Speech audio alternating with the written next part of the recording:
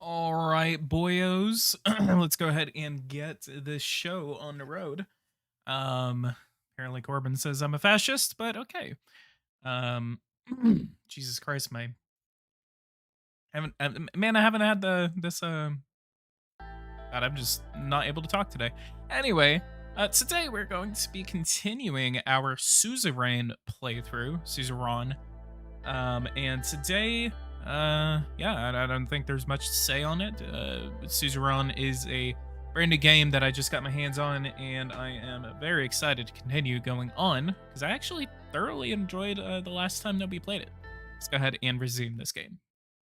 It's going to be a lot of dialogue, a lot of choice making.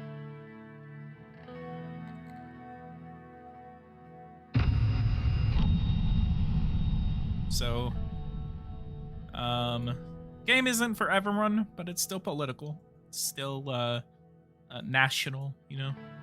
Very interesting. Okay, let's see what kind of other issues that we got going on. Recently, we just had a highway, and highway is linking up to Arvori, I believe. Um, so yeah, let's go ahead go over to the Capitol, see what we got. And reception at the inaugural ball, residence of the president of Sorland and Holzord. All right, so I just finished up buttoning my suit jacket when the doorbell rang. The presidential guard had arrived to pick us up for the inaugural ball. The ball was a 3-decade-old tradition, breathlessly anticipated by politicians, bureaucrats, and press. All eyes were about to be on me. I called Monica to get the children ready. Looking in the mirror, I straightened my tie, and took a deep breath. After tonight, there will be no turning back.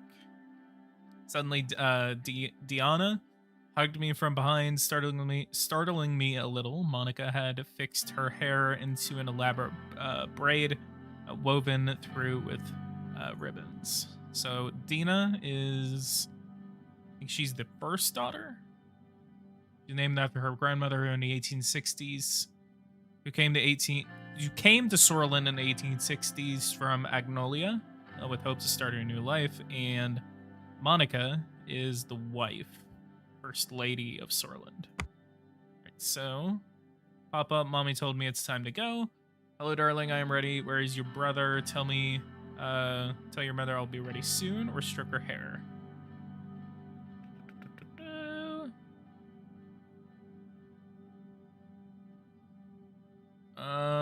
Where's your brother? I think Frank is still upstairs, so Frank is the oldest son. Probably the guy that'll take over.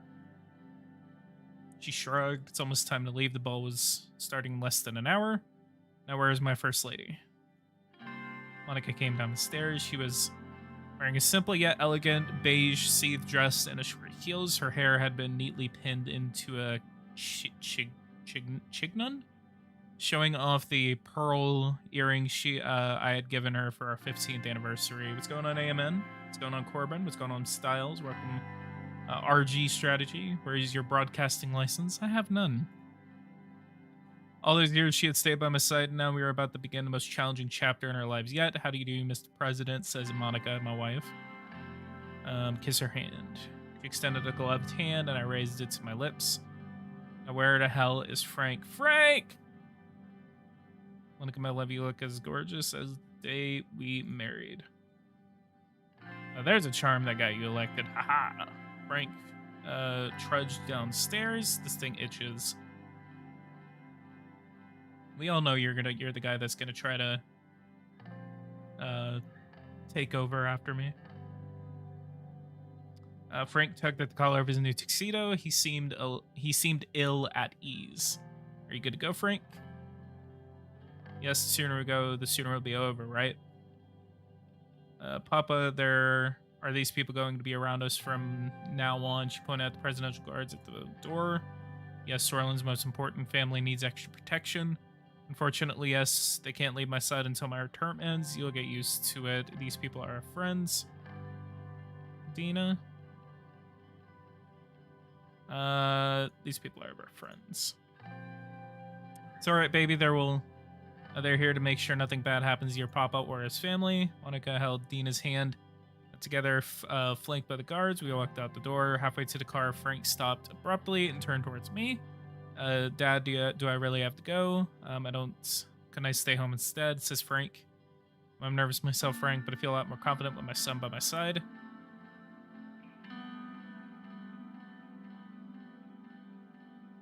He smiled reluctantly. Well, when you put it like that, sure, let's go. Presidential guard showed us the way as red and blue lights flashed around us. Serge, my driver, ushered us into our armored limousine. Motorcade started moving towards the palace. I gazed out the window deep in thought. Anton, what are you thinking about, says Monica. Nothing, nice car incident. With all this happening, I'm wondering if I made the right choice. Very dramatic. Be a little melancholic, why don't we? I know you have a lot on your mind, but you deserve to relax tonight. Remember, no matter what happens, children and I will always be here. Always be here with you. I'm going to help Papa fix everything. Yeah. I know you will, honey. We'll see, darling.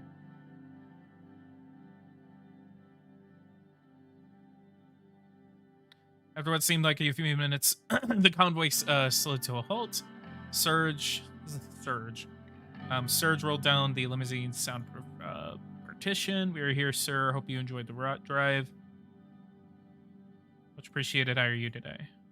I'm just as it can be, but today's your day, sir. I'm glad you are in charge now. You know my entire family voted for you. Good to know. Thank you and your family. I'm here with all of your support. I won't let your family down.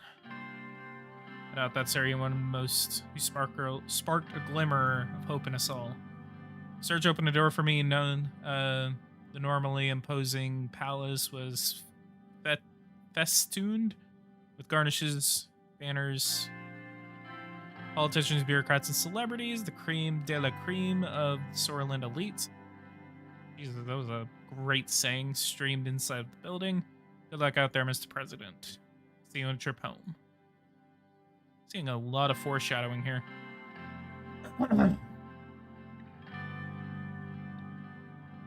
My guards fended. I stepped outside immediately and found myself surrounded by loud voices and camera flashes. Hordes of eager journalists thrust their portable microphones my way. My guards fended off most of them, but one woman managed to dodge them and corner me. I recognized the Swordish Broadcasting Company logo on her press lanyard. Mr. President, we plan on working together with the opposition parties on the expected constitutional reforms.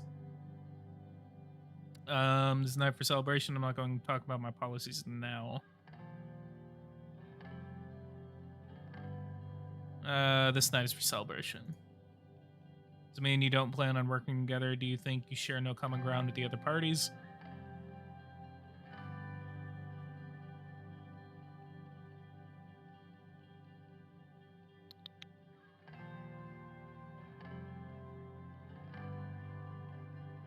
I did not say that. That's going to throw us into the...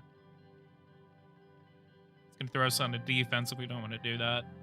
We do our job no matter what. I don't think the opposition shares our values. No comment.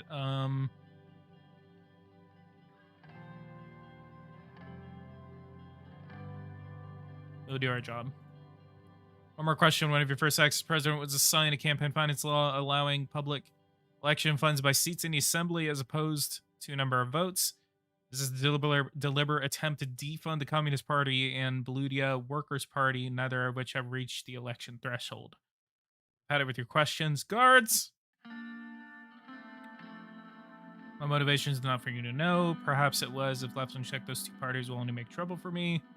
To ensure the USP has funds, we need to stay in power. God! I don't like any of these.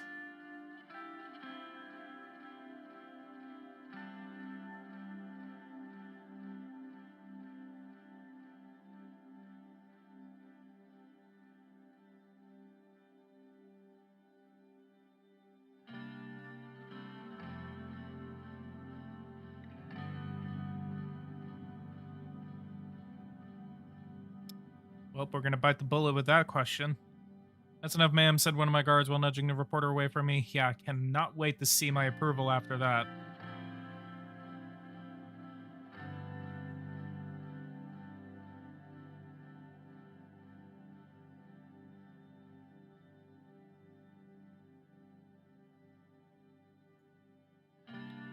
We entered the lobby and joined the throngs of people making their way towards the ballroom. I wish there was I didn't want to veto an assembly bill answer to that question.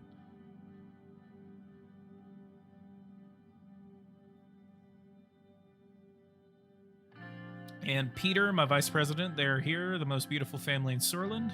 Uncle Peter. Uncle Peter, it's great to see you. Great nickname. Great to see you in the stream. I saw your comment earlier. You two are growing faster than I am getting wiser. Are you sure you've gotten any wiser, Peter? Aha. Maybe not. After all, I'm sticking with you. Happy to see a familiar face, Peter. Evelyn? There's a lot of people. Second First Lady. Oh, Evelyn is Peter's wife. Congratulations, Anton. I have to say the results were clear to me from the beginning. Appreciate it, Evelyn. It means a lot. Pleasure's mine.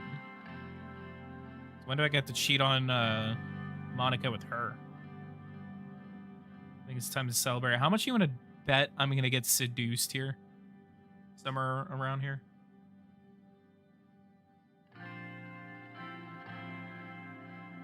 This is the reception for PG making 5,000 subscribers.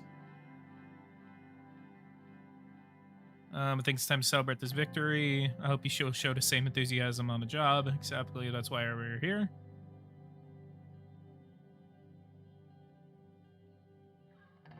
Peter says the exact same dialogue choice that I just had a second ago. Many forces will try to bend you to their will. Woohoo. Evelyn says, Monica, how are you? You've barely said a word. Old Guard especially is going to try to do that. Okay.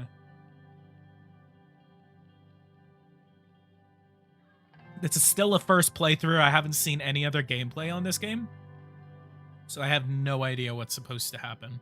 And I'd rather keep it that way. I'd rather just kind of like move through this game without getting any spoilers, you know?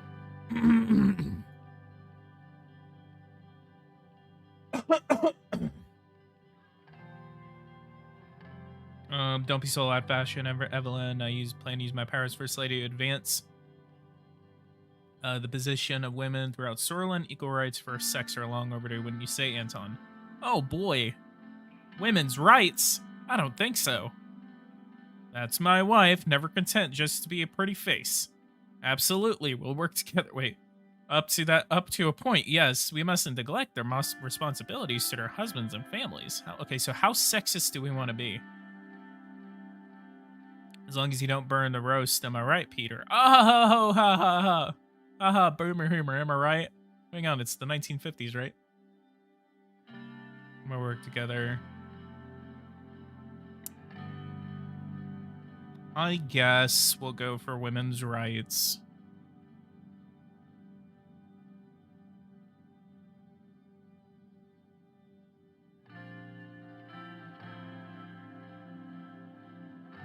Monica let flash a smile. You're role-playing as a nationalist in the 50s. Crap, I've realized I've remembered I'm a nationalist. Because I heard that this game basically kind of forces you to be a progressive. That's one other thing I've heard about it. Dang, we should have said something sexist back there then. God, these comments that I'm making on the stream are totally not going to bite me on the ass. 5 years, 10 years down the line when I run for office.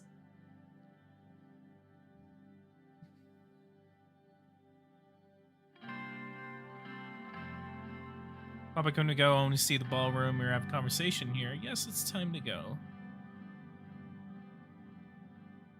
Of course, darling. Moved to the ballroom. We left the lobby and made our way. This idea, we were yet again surrounded by a noisy crowd, but this time it was politicians who sought to appease the new authority in Sorland. As of course, you'd be progressive. You can be a nationalist dictator all you want. Oh, okay. Dang, we should have said something sexist. Missed the opportunity. Could have just said, haha, stay in the kitchen. Oh man, I don't actually hold these views. Please don't think that I actually hold these views. Oof, that was tiring. Oof, he said oof. We have to get used to it. What, you're already tired? Haha.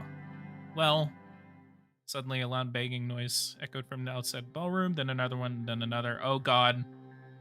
Uh-oh. Uh-oh.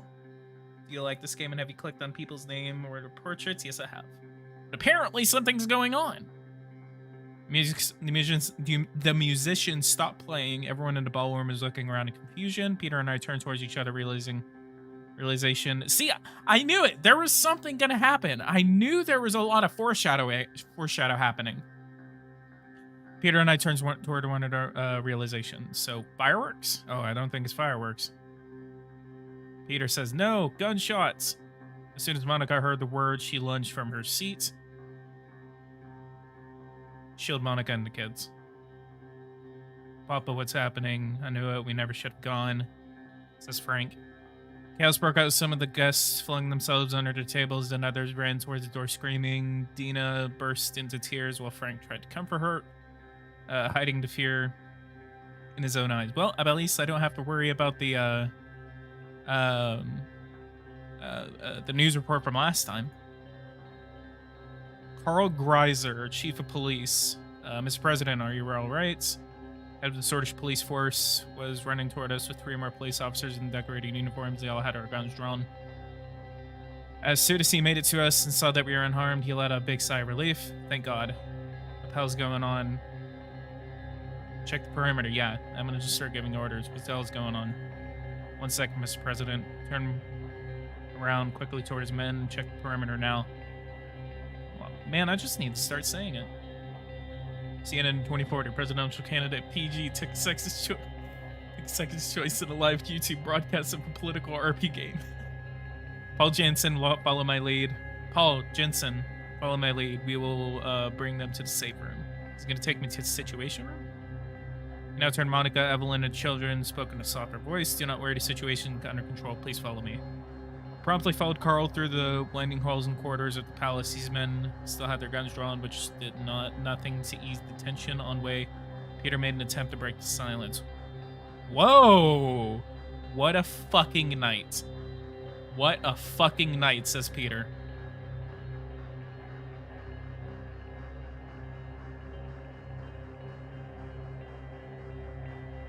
Can you shut your mouth for a bit? You can say that again. Shh, not now. It's not over yet.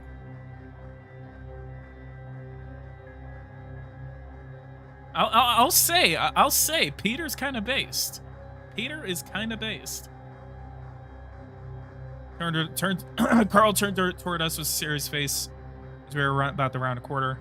Quiet, please. Sorry, I talk when I get nervous. Yeah, that's the best. Okay, now you're starting to piss me off. Peter, shut up, says Evelyn. Even his wife has to tell him.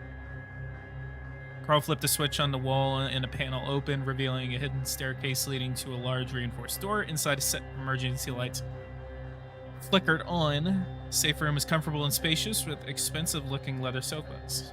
Small security monitors on the wall displayed grainy footage of each room in the palace. There is a boardroom and a pantry containing enough provisions to last us months. Monica and Evelyn sat the children down and started wiping their tears. Carl stepped away from us and made a few radio calls. When he was done, he returned to me and Peter. So what's the status? Not the best inauguration ball I've been to. Are we under attack? Who's attacking us? What's going on? So tell me, Carl, do I have clowns for a security force? I should... Okay, so this guy's gonna betray me. This guy is stalling. This guy's stalling for something. His radio crackled to life. Every second felt like an eternity as he pressed his ear to the receiver. When it felt silent, he turned to us. Good news, we are not in any danger at the moment. The situation has been dealt with and the perimeter has been secured by the guards and the police. He glanced toward Monica, Evelyn, and the kids. If I may, sir. Yeah, he's gonna betray us. He's gonna betray us. Can I shoot him? Can I pull my gun out? He gestured toward a more private corner of the room and started speaking more quietly. This is what we know so far. We have confirmed that 2 people were gunned down in front of the palace. The attacker is one of them, and we have reasons to believe he was working alone. Fired 3 shots at an MP, 1 to the head, 2 at the body, instantly killing him. Presidential guards at the palace immediately shot and killed the attacker. He has not been identified and will require an investigation. If I may, sir, no Russian. I'm still kind of... I'm going to sack this guy. The MP that was killed was identified as Bernard Circus. Swordish poet, novelist, short story writer, and politician. He was acclaimed for his lyrical flow. He is acclaimed, or was acclaimed. Someone needs to edit that. He was part of the Red Youth during the Swordish Civil War and Sorland, and fled Sorland after the war was over, surviving the purge of Tarquin's soul. He moved to the United Katana and studied sociology at the Communist University of Kyoto. There he was influenced. In 1950, he returned to Sorland following the departure of Tarquin's soul. He organized strikes against Swordish government's failure to include amnesty laws and started becoming a popular figure in Swordish politics. He ran as an independent in the 1953 general elections and became the first communist to be elected to the Grand National Assembly of Sorland. This is huge, Anton. This will cause a lot of problems. A lot of problems. Peter pulled out 2 cigarettes and handed me one. He and then turned Evelyn. Could hear him trying to reassure her that everything was going to be all right. Monica was still trying to tend to Diana. Diana, as Frank paced the room, mumbling that he should have stayed home. Peter, old friend, what the hell have we gotten ourselves into? Comfort Monica and the kids. Young Swords did it, I guess. Nothing like this will ever happen again. I'll make sure of it. So is this how? Is this where we declare the first galactic empire? The attack on my life has left me scarred and deformed, but my resolve has never been stronger. The Republic will be reorganized into the first galactic empire. All right, nothing like this will ever happen again, and we are safe. I'll make sure everything's going to be fine. We can either have resolve, or we can have nothing. Nothing like this will ever happen again. I'll make sure of it. Can't be sure of anything, Monica says. I lit my cigarette and took a deep drag. I was going to see this through and keep my family safe at all costs. I crushed a cigarette on the ashtray. That's it. That is it. Read the report from Holzord. Security measures at the Capitol have been heightened after the murder of Bernard Circus. The mayor of Holzord reports that everything is under control. Security around the Maroon Palace has been increased with combined efforts of the Holzord Police Department and the Presidential Guard. Additionally, the entrance procedures to the palace have been revised with the advice from security professionals. The police chief, Carl Greiser, reported that an investigation has been launched into the murder of Bernard. I declare war on the world for such an action. Emergency meeting, let's go. Moon situation room was gloomy. We are joined by the Minister of Interior, the Minister of Justice, the Vice President, the Minister of Defense, first time we ever get to meet him, and our Chief Strategist. The cabinet members were gathered to discuss the shooting outside the palace. Lilas is our interior. Presented an initial report.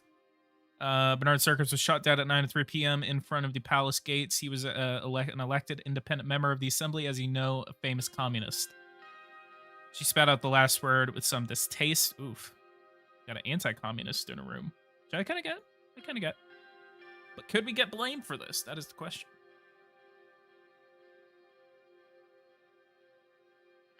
There are also the new articles on the top of the screen. Seeing the bias each new paper has is interesting. I'm going to have to look at that once we're done with this meeting. President and his family are unharmed. Praise God.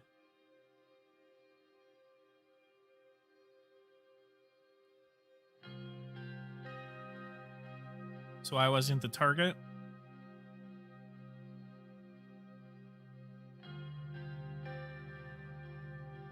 But why Bernard Circus? He has always been an infamous figure. His poems had a large impact on the spread of communist ideas in Sorland. Many considered him a threat. Our investigators are conducting a political assassination, or suspecting a political assassination, since the Young Swords have been threatening the communists for some time. The Young Swords is a right-wing nationalist political organization with alleged connections to a number of armed attacks against the Swedish government. They are a youth organization that has close ties to the National Front Party and has been described as NFP's militant wing. Its members deny its political nature and claim it only to be a educational and cultural foundation. Established by Colonel Luderin in 1927, grew to prominence during the late Swedish Civil War when... let me look at the Civil War. There's a period of violent battles that took place between three armies of the Swedish Armed Forces. The militant political organization Suzerain happened. It started after the general coup in 1927 when he executed hundreds of communists on the streets of Holzord. Provoked a huge reaction from both the public and General Ricard of the 7th Army, who ordered an attack on Luderin's forces, which started the Civil War. Both the Young Swords and the Red Youth were responsible for most of the urban warfare that took place in Holzord and Leshaven during the war. While heavy fighting took place between the armies, many of the left-wing revolutionaries took the streets and joined the Red Youth in hopes to use the situation to bring the revolution to Sorland. This led to thousands of nationalists to join the Young Swords in their fight against the revolutionaries. Tens of thousands of people were killed in the fighting that started in Holzord, rapidly expanded to the corners of Sorland amid the most bloody period of the war. Colonel Torquensoul in the 6th Army opened fire on militant rebels of the Young Swords and the Red Youth, killing hundreds of them in Conriat. Consequently, he joined the war and attacked both Ricard and General Luderin's forces. Torquensoul destroyed the 3rd and 7th armies and started pushing both sides to the east. After the Battle of Holzord, he won a victory over General Ricard's last remaining forces and brought an end to the Civil War. Following the war, he wrote a new constitution and reestablished a republic, becoming the 2nd president of Sortland shortly after. Communists and this dangerous atmosphere where the left versus white political violence of the 20s might spark once again. Sounds kind of familiar. Return to those days would be devastating. The coups are a reason why our country stagnated for a decade. Nia Morgana, Minister of Justice, sighed. Red Youth has condemned the killing but did not stop there. They promised revenge. This is our Minister of Justice. This will in turn spark further aggression from the Young Swords. This whole cycle started because Bernard Circus expressed his views. We cannot simply look away. Nia has always been one of the only members of the Justice Ministry truly deserving of the name. She had survived countless attacks on her character while fighting corruption within the ministry and rising to power that only compounded her sense of moral duty. Freedom of expression is a part of our Constitution. We cannot have anyone, let alone an MP, shot for voicing different opinions.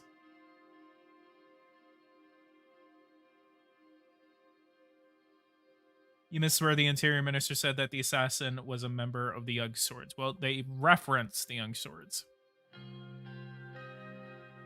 The guards at the scene were 50 meters away. Okay, so I did miss that. And immediately took action by responding and killing the assailant, who has been identified as a member of the nationalist organization Young Swords. So I did miss that part. I fully agree we should protect freedom of speech. The Millennialist ideology that the Red Youth promotes poses threats to our country too. We should be cautious. Nationalists have overstepped and they should be put under the loop. They should be put under the loop for such extreme action. I fully agree we should protect freedom of speech.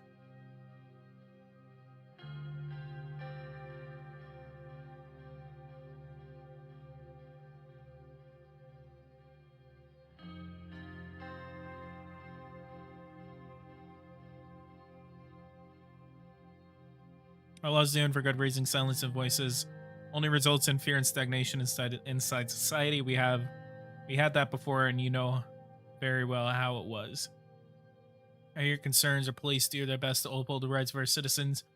We will prevent such an act from happening again by making sure our security measures are reevaluated. Minister of Defense Oyasev Lancia granted an approval. However, he towered over the rest of us in full military uniform, his many war medals conspicuously on display.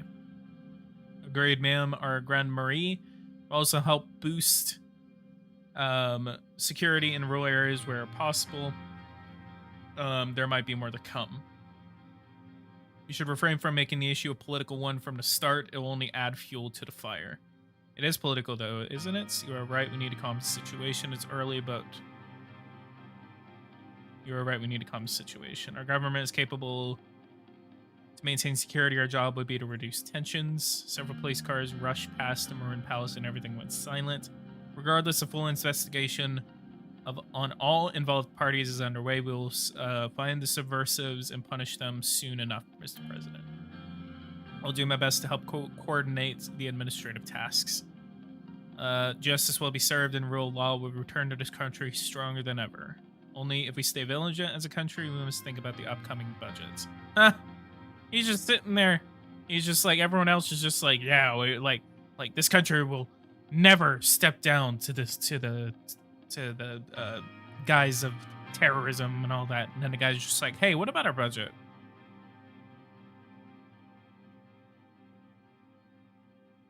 Internal stability must be maintained. Our security funding might need to be increased. It's too soon to jump to conclusions. Reckless acts will have dire consequences, or we should not lose sight of our real political goals like constitutional reforms.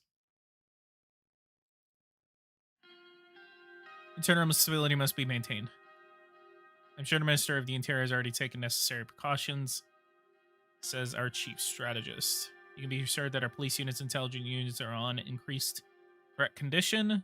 Nobody should be able to move a finger against government officials. Lucien took some notes after checking the latest newspapers and reports. It seems that the tensions between communists and nationalists will escalate further, says the chief strategist. It will be very difficult to pass any meaningful change if there is chaos in the country.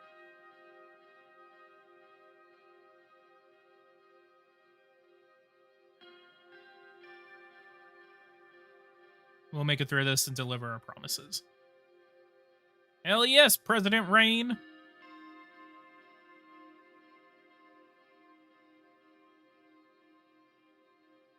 This will be it for today. We'll convene again soon. Thank you all, and keep us updated. The meeting concluded and ministers left the room. Concerned looks, it was hard to anticipate what would happen next. Yeah, I bet. Bernard's Circus. So let's look at the newspapers. Whole Sword Post.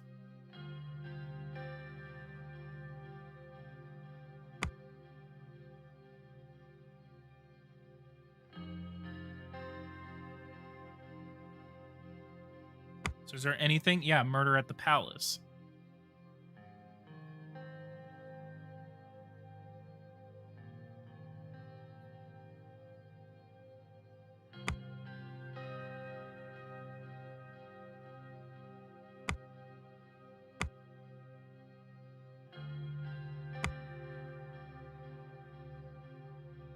Oh, continue to the next turn. There's nothing else for us to do. Codex, Journal, turn 1. So, country overview, EFP.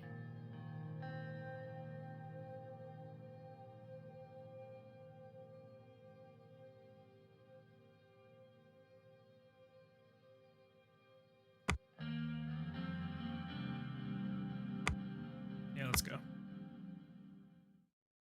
A few days later. Congratulations, you finished the first turn of the game.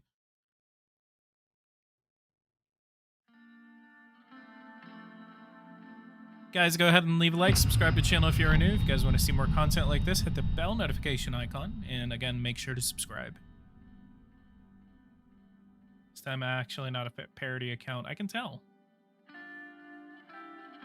What do we got going on, my boys?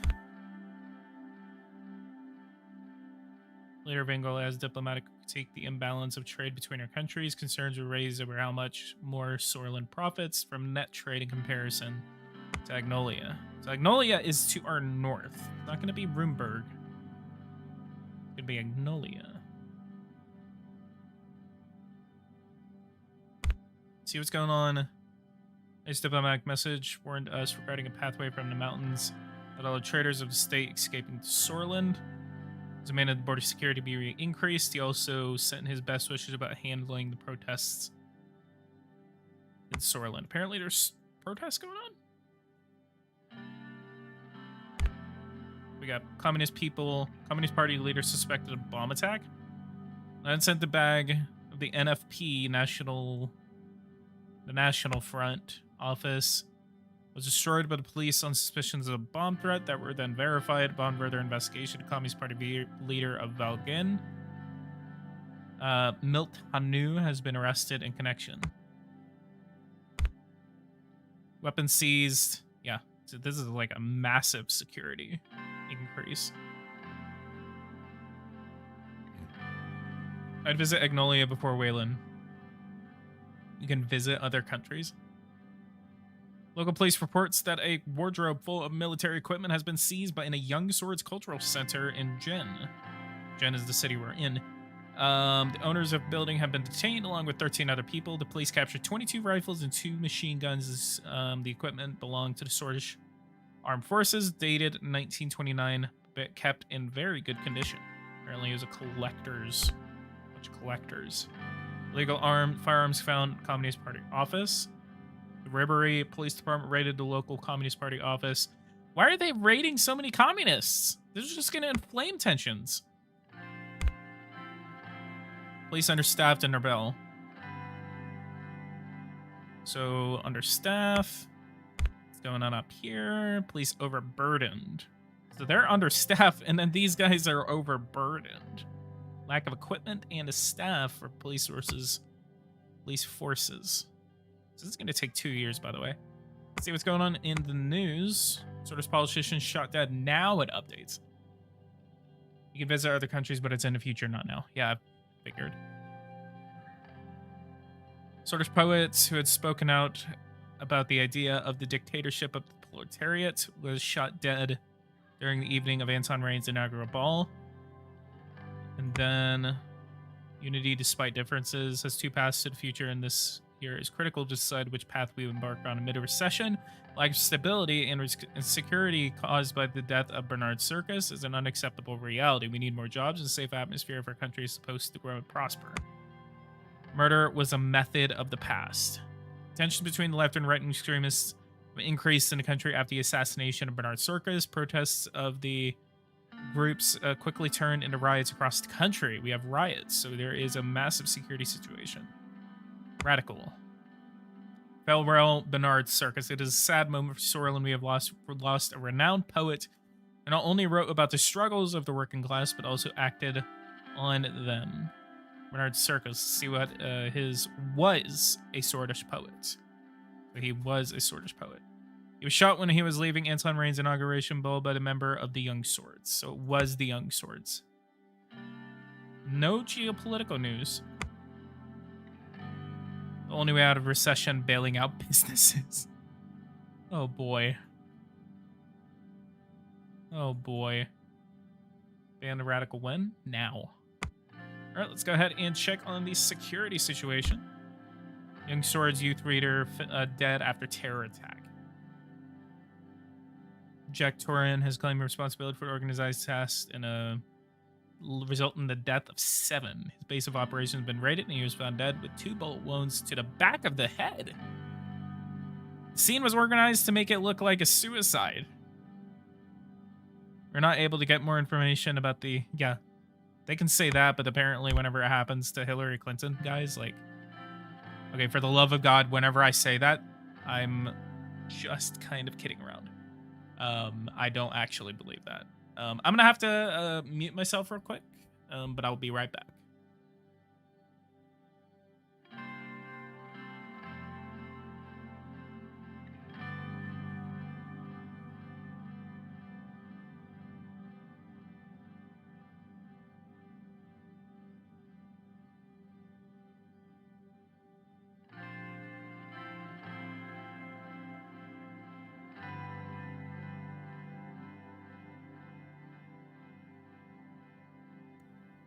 Alright, I am back. Cash found with Roomberg. Come on. Come on, Roomberg. What's going on? What's going on? Are you selling weapons into my terror organizations now? Are you trying to destabilize me? Because we will go to war. We will go to war. Alright, let's go to Holzord. And dinner with family, security briefing. Let's do the security briefing first. and then we'll do dinner with family. I arrived in the front doors of the home leading to the situation room. Today's security briefing was arranged in two parts, starting with internal matters and moving on to external matters after a short break. Minister of Interior, Graf, and the Minister of Justice and Law, Nia Morgna. They're the same people, so yeah, and yeah. And a law enforcement briefing. Rumberg can suck it. They can. They can suck it. For the second part of Mr. Defense, Lancia would join with a few high-ranking officials, including the Chief of the Armed Forces. Kruger. Kind of looks like... He looks sexy. Look at him. Open the door. Lucian, Nia, and Leas rose from their seats. Sir. Take your seats. Everyone in the room sat down except for Lucian. He put on his glasses and went through the documents in front of him shortly after he raised his head to address the attendees. Mr. President, ladies, we'll kick off today's meeting at the internal security briefing. I'm assuming everyone has already been over the agenda. We all have busy schedules, so without further ado, sounds like me, we will jump into our first topic. As we feared, the political atmosphere has worsened. Yes, it has. Hey, what's going on, Gabe? Welcome to the live stream. Reports around the country indicate that tensions are rising as we feared. What is the status of the Bernard Circus investigation? I received news that this morning that the investigation into Bernard Circus has concluded. Great news. I'm eager to hear about the more we know, the better. Yeah. After further investigation and testimonies, we have confirmed the motive and also the events leading up to the shooting. A few days prior, members of the Red Youth initiated a violent attack on a Young Swords local leader in Jin. We believed that the Young Swords then called for revenge, leading to the death of Mr. Circus. Since he often spoke against the Young Swords and nationalist sentiments in the assembly, he was a big target, not to mention his radical communist views. Political violence needs to stop. He had it coming then. Radical Sorlin just lost a great rider for what? Red Youth is clearly to blame since they triggered it.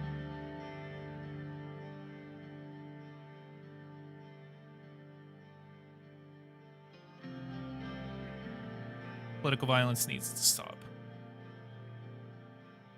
Yep, we kept it at bay for so long, but it seems that there are now new triggers. Hand it over to reports, pointed at a highlighted section in the document. The investigation revealed a very troubling fact. The funding sources... The funding sources of the Red Youth have a clear link to the United Cantana.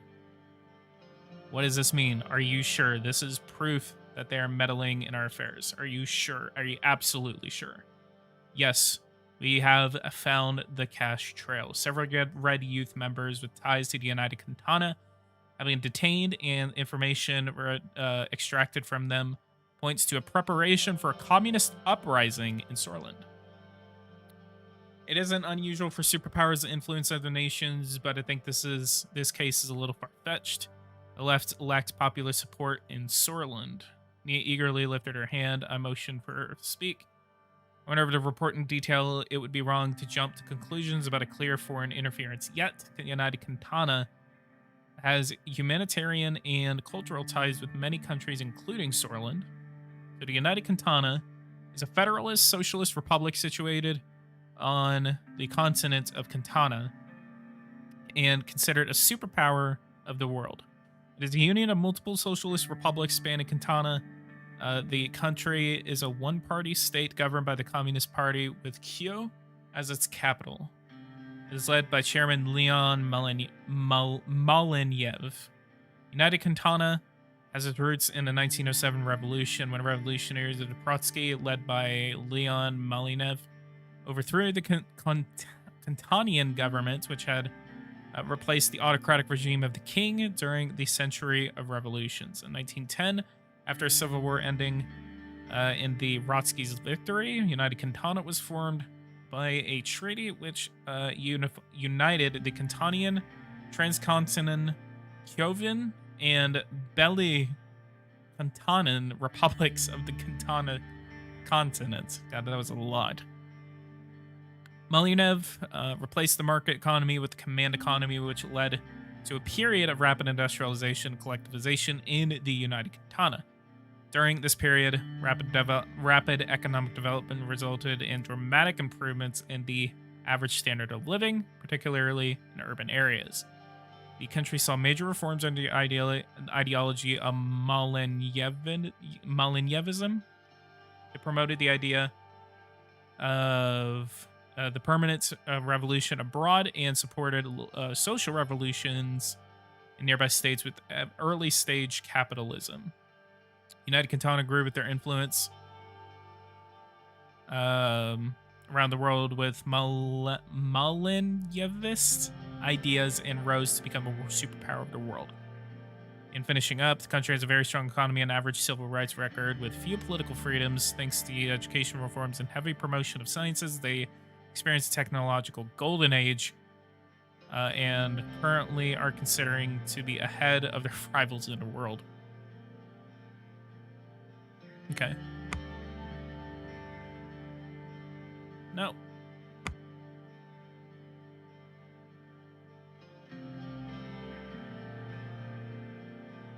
Basically, the United Cantona is a Trotskyite version of the Soviet Union.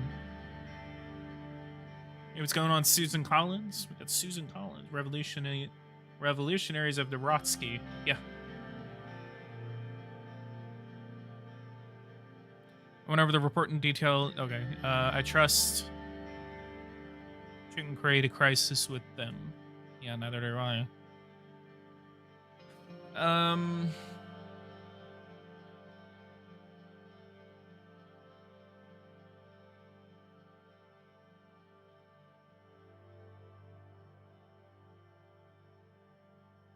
So do we trust Graf or do we trust the Minister of Justice?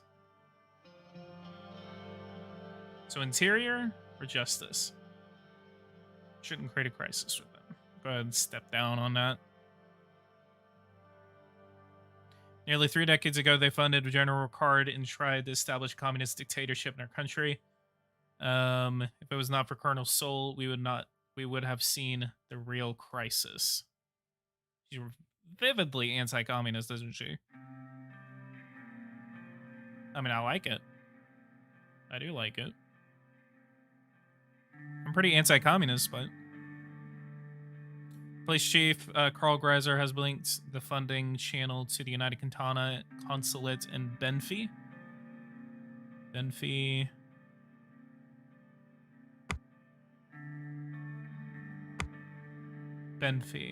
It's a port city. As we all know, the enemies of Shoreline are many, but also we have great threats inside the country. Lucien did say that it was far-fetched. That being said, you're a pro-West nationalist, so being anti-communist makes sense. Yeah.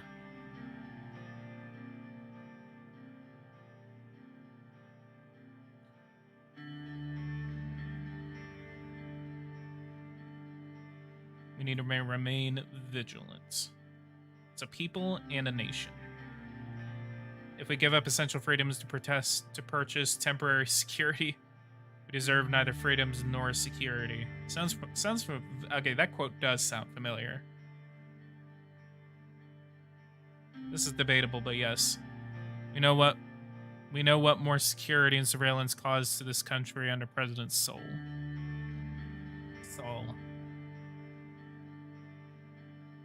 I used to play this game, but I accidentally deleted it. Let's not forget that President Sol, I'll just call him Sol. President Sol, God bless him, brought stability after a long period of bloodshed and chaos. But moving on, she is very God. Let me look. She's in the USP. She was a staff sergeant in the Women's Army Corps. She served as the mayor of Avery.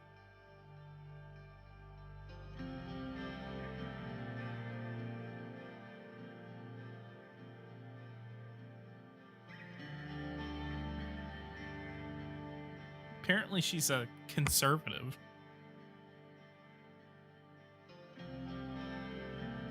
Our highest internal threat comes from the established 20,000 strong British Freedom Front, a militant and political organization since the Izam incident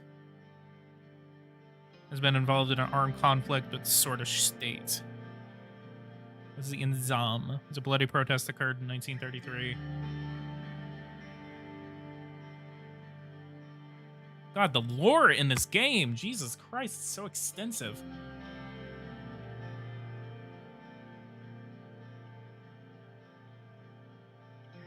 Once you've done this playthrough, could you play Mao's Legacy? Maybe. I'll look into it.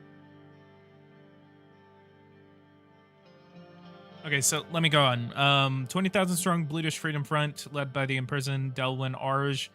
They are a banned political organization, now a militant force that is trying to incite racial violence.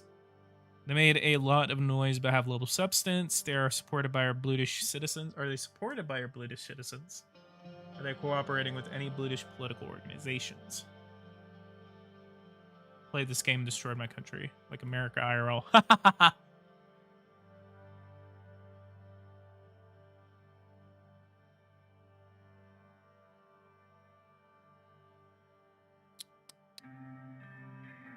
Are they supported? To some extent, luckily, they couldn't attract the wide audience of Bloods, but they could have potentially attracted thousands if anti-Bludish sentiment spreads in Sorland again. She pointed to page 3 in a report. Intelligence intercepted 2 crates filled with weapons close to Rumburg border. They were filled with military-grade KA-47s. No picture on it. Apparently, the Haitian president had been assassinated in real life. That was this morning. That was this morning. I actually did hear about that. God, I really need to start making some videos on like what's going on in the world. Maybe just like doing like live streams. That happened overnight. Yeah, it did happen overnight. He was actually in his home and he was shot. But it was also because apparently everyone was afraid.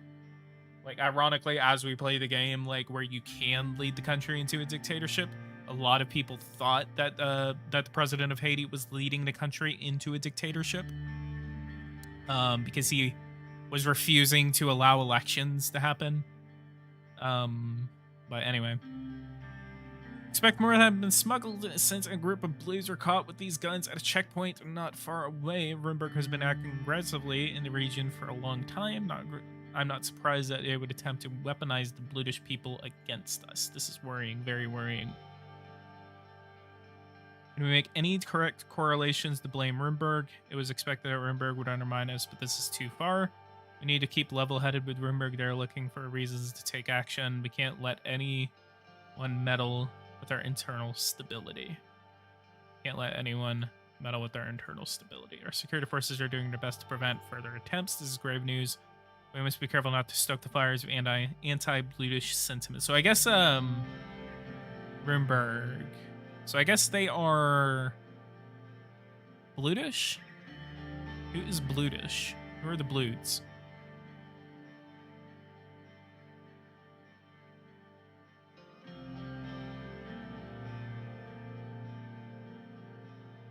Commonly known as Codex. Home. British Freedom Front or the British Freedom Party. The Blues have no country of their own, so they're a minority inside of my country. There's a British political party which was banned from politics in 1933 for alleged connections to the British Freedom Front. And the British Freedom Front is a militant political organization based in the British regions of Sorland and Wayland. Since the Izam incident in 1933, the BFF has been involved in an armed conflict. Their leader was Arge, captured and imprisoned. The attacks have ceased in number in the following years, and after the departure of Seoul in 1949, there's not been a single attack made by the organization, but they are getting weapons, so they're just a terrorist organization. What's the second most important threat? That is the gang violence that is threatening the Nargis and Angland regions. So Angland is the northernmost region, right next to Agris. It's a This one right here, Agnolia. It's Agnolia.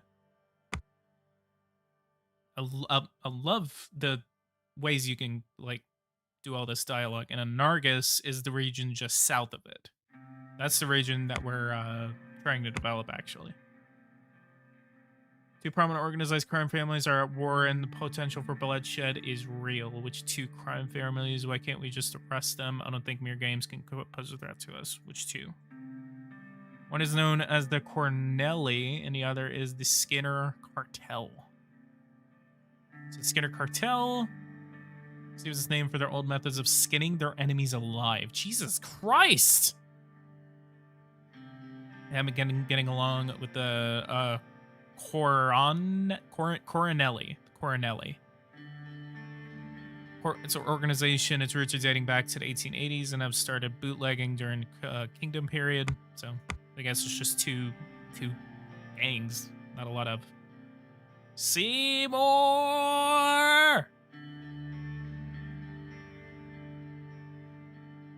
Principal. Oh, Skinner.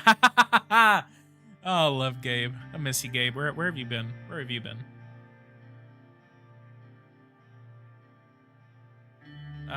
Guys, go ahead and leave a like, subscribe to the channel if you're new. If you guys want to support me in a more personal way, go ahead and donate to the stream. That always helps out, and I love to see the support that you guys give me. So go ahead and donate if you can. Talking to you, AMN. I'm just kidding. A criminal organization at this time of year located precisely within your kitchen. Yes. Okay, anyway, both are active in the cities of Narbel and Elstord, which are the biggest cities of those regions. They're playing with fire. I want them gone for good. I'll donate these nuts. Ah ha ha ha ha. Ah ha ha ha. I just need a little bit of a campaign funding, guys. I want to order a pizza. Give me some pizza money. AMN Lord PG needs tribute. I need to continue. I need to stop. They're playing with fire. Lilas, I trust that you can handle them, and they're insignificant, not worth our attention. I trust you can handle them. I'm doing my best. Are you doing your best? Excuse me. Excuse me. I shall be honest with you, with our current capabilities, we may not be able to prevent the further arming of separatists while maintaining order in Bergia. So basically in our entire western half of the country. Okay. That's a pretty big security threat. If the law enforcement budget isn't increased, I can't be fully responsible for what happens. Our police units are spread thin as it is. In light of this information, I might increase the law enforcement budget. You will do your job whatever happens. Don't come to me with excuses.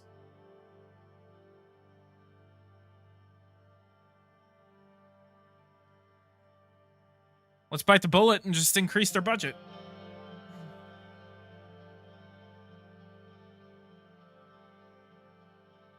We'll rid our country from separatists and violent games if you do so. I wish you'd stop using the word thugs. Lilas. This user will not be able at the present time. Please call later. Oh, I love my subscribers. I love you guys. I love all of y'all. Real problem is corruption, which is fueling the gang violence, is very likely the reason why these weapons were smuggling in. Valid points, corruption is the root of all evil, after all. The ministry must tackle this issue with persistence.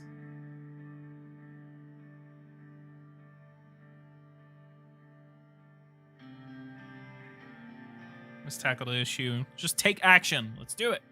We are, but it needs all the attention it can get from our administration. The game is about being a leader of an unstable country in a Cold War in a fictional world. Yep. Well, this includes topics covered internal, and now we're going to be going on to the, thank you for the overview. Have a good day. Get out of here. Until next time. Two ministers left the room. We took a short break before continuing on the second part.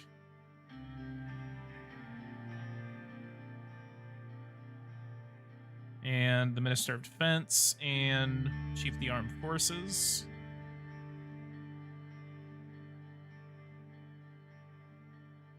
None other than General Kruger. It's Freddy! It's Freddy Cougar! Sub made his way toward the table while the others stood by the door. Mr. President, let's begin. I brought General Kruger with me due to escalations on our borders.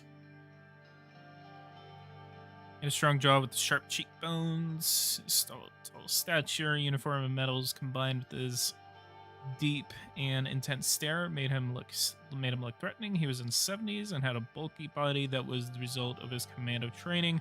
Not only was he the second most decorated officer in Suzerain, behind Papa Boy right here. Big ol' egghead. My man, Lancia. He was also the longest serving. Even longer than my boy? Got Mr. Eyebrows, Mr. Mustache. Shake his hand. Oh, salute him. He smiled at the gesture and bowed his head in respect. Tapped his foot on impatiently. He seemed uneasy with the presence of another high-ranking officer in the room. Yeah, whatever. Stop getting jealous, Mr. Boy. Egghead. Mr. President, the situation at the western northern borders toward Rumberg is very tense. We are observing deployments of divisions closer to our border. Rumberg has been acting increasingly expansionist in the past decades and also interfered in Agnolia. But now they have turned their sights on us. I trust the capabilities of our armed forces to handle any threats. This concerns me very much. What is your current strategy? Drawing closer to borders with our border force and keeping Army Reserve divisions near. Seems like they want to increase the pressure both externally and internally, Mr. President, if I may. Please, General. Picture has become clearer. The latest information from the interior about the weapons caches, and now there is an active military buildup close to our borders. The entire situation analyzed by our chief of staff, and our prediction is a future territorial incursion by Rumberg.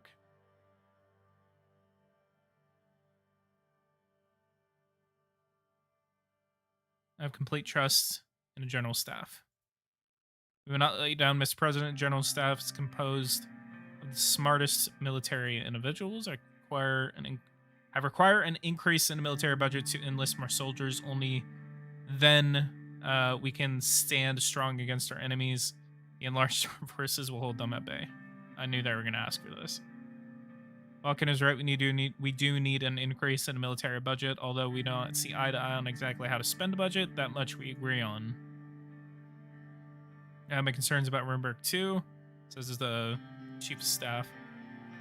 We need strong allies to withstand such military hours. They are our nemesis. That is an understatement. Times are changing and war is coming. Mr. President, whether we like it or not, we must be prepared. During the election, you said nothing about focusing on our military. Execute, reconsider, and increase the military budget. The future and safety of Sutherland is in your hands.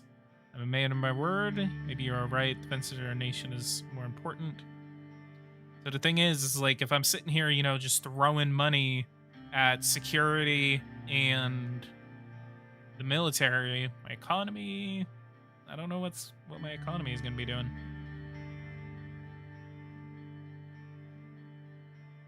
I want to make money. I need money. How am I supposed to make money?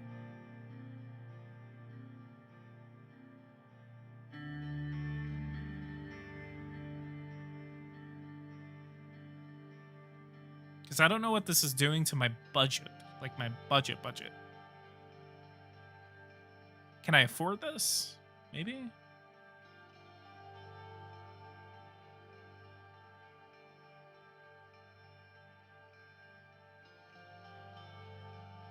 Because we're on like 3 different...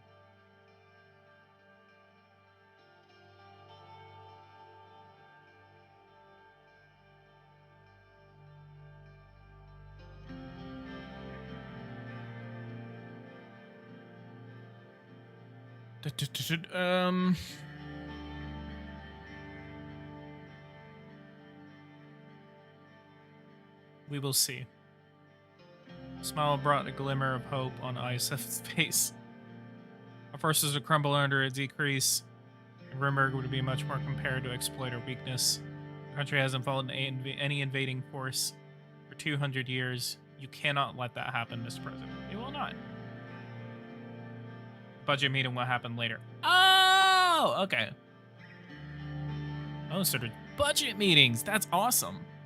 You should find regional allies like Velzgrad or Lesbia. I think they're going to be to our south.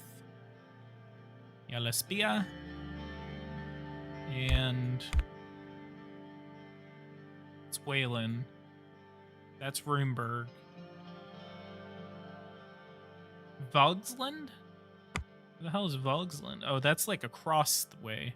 It's across the pond. Okay, so yeah, we could do that.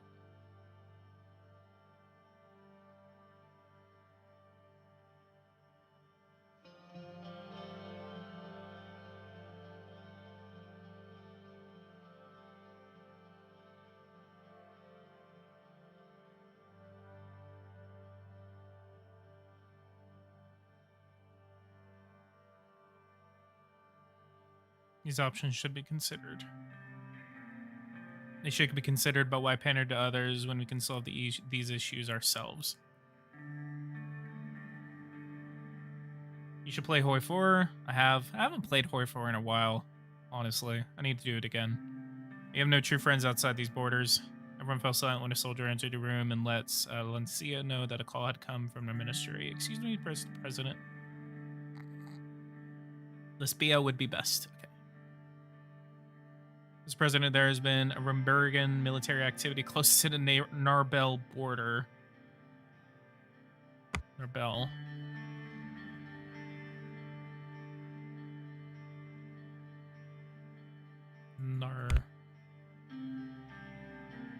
Narbel? Oh, right here. So it's in the Nargis region? Base game's kind of meh. I need to try out Millennium Dawn. I've seen that Millennium Dawn actually kind of looks badass now. For some reason, I just never got interested in Millennium Dawn. But now, I am actually going to try to look into Millennium Dawn. Understood, raising military readiness is the first call to action. If there's truly any extraordinary attempt, we will try to relay to you immediately and wait for further orders, Mr. President.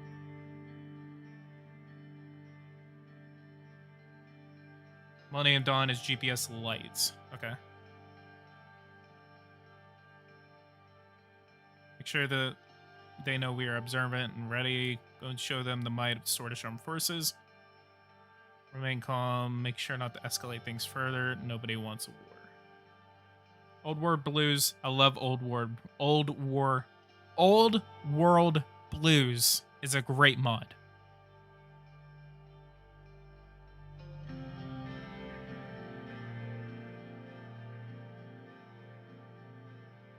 Go and show them might of the Swedish Armed Forces. We will. You can be sure of that. Hail, Sorland! Hail! Rimberg was already testing us, and reports from the interior indicate interference inside our borders. Communist nationalists. I'm a nationalist. Blutish rebels. Rimberg expansionism. What is next? Sorland had already been a key piece in the chessboard of the global rivalry between Arcasia and United Quintana, but in recent years there was no such aggression from Rimberg. Not at these levels, at least. All it takes is one tiny spark to start the flames of war. The phone rang. Rimberg had decided to close their consulate in Lashavin. Ah, crap. Uh-oh. Uh-oh. What's going on? Nationwide revolt. There are violent protests happening across the country due to recent events. If we don't contain the situation, it will do great harm to our country. And we didn't increase the military. Well, actually, we can increase the military. Just as he said. United Quintana Embassy helped protesters. Around midnight, red youth protesters clashed with young swords at the Velzord city center. resulting in many injuries. The counter-protesters were cornered in front of the United Kingdom embassy after they were pushed back by the police. The embassy opened its doors and Red Youth members escaped inside. Damn communists, the nationalists, everyone. Radio reports, Arcasia develops its first intercontinental ballistic missile. Completed the Missile 4. Intercontinental ballistic missile, which has the estimated capability to accurate destroy targets at thousands of kilometers range. Arcasian missiles capabilities having significant increase opposing a threat to Western Marcopa. Arcasia? It's like down here, no? Arcasia. Oh, Arcasia. That's like the United States. Arcasia. That's economic development. What are you doing, Romberg? Fear God and honor the Queen. Oh, they have a queen.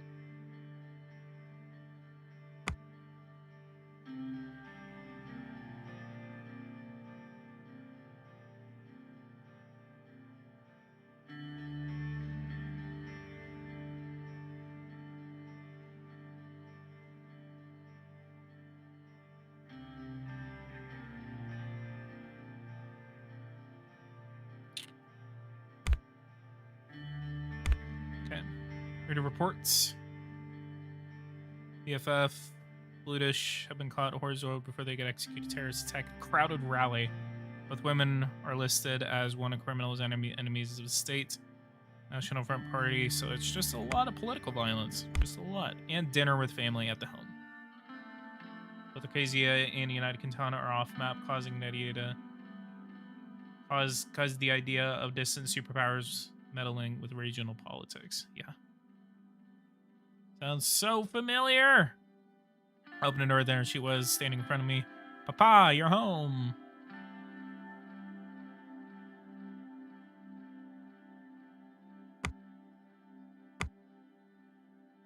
There's my beautiful princess.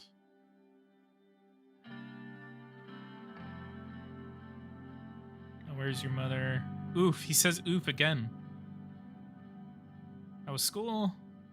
Boring. I like my old school better. Yeah, I bet. Papa, are the bad men gone?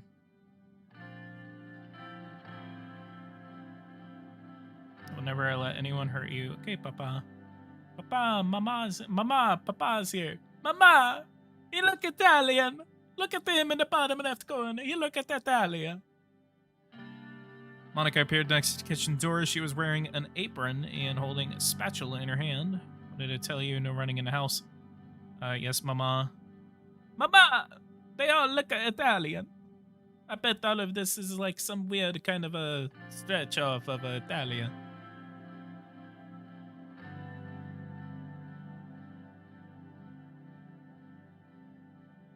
Tantalizing smell wafted from the kitchen behind her. Darling, you shouldn't have. What do you have? What do we have to cook? What do we have a cook for? How was your day? You shouldn't have. Felt like doing grocery shopping just like old times, and besides, can't make your favorite. She can't make your favorite like I can. You mean? Oh, yes, Swabil, Billy. I can't read. Slably. Aha, that's what it is. Oh god, I want to die. Svabili, it was a classic Holzware delicacy, vegetables and creamy sheep cheese sandwiched between the thin layers of dough. Oh, that's what I want, a cooking channel from games. Politics cooking. New channel, guys. Crowdfund it. I need $1,000. I want to start a channel. We're going to make Svabili. Vegetables and creamy sheep cheese sandwich between thin layers of dough. I don't know if that's an actual delicacy. It was absolutely my favorite dish, especially paired with kebji, a potent unfiltered wine from Bergia. What's the occasion? No occasion, just wanted to cheer everyone up a bit. Especially after what happened at the ball. I am worried, Anson, for you, for the children, and for the country. Doesn't appear next to us. Mama! Fun fact, which dish she is making depends on your character's home city. Oh! Monica is a spy for Runeberg, by the way. Don't trust her. Hey! Don't spoil it! Don't spoil it! Why would you spoil the game? I don't want to know that Monica is a spy. I'm just not going to believe you. I'm in denial now. You bastard. Stop spoiling it, AMN. Stop it. Stop it. She's not a spy. Stop spoiling.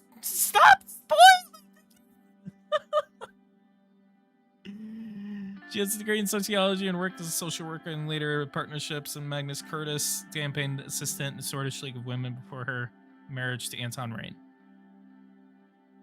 You bastard. I'm gonna ban you. You just lost your mod capabilities. I'm gonna be pissed if that actually comes true. I don't believe it.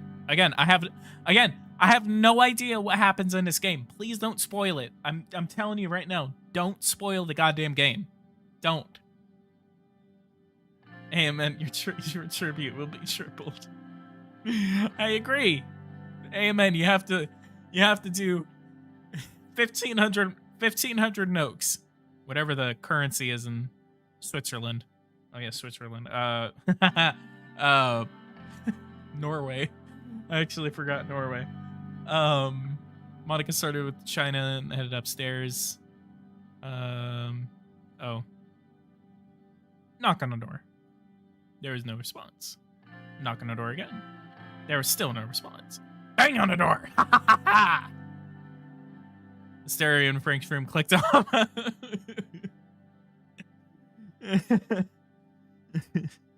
All right. Who is this kid? She's a spy, then she is a really dedicated one, considering she's been married with you for over 2 decades. Oh, yeah. She was a spy, and then she, like, fell in love. Yeah, she has been married to you for, like, several decades.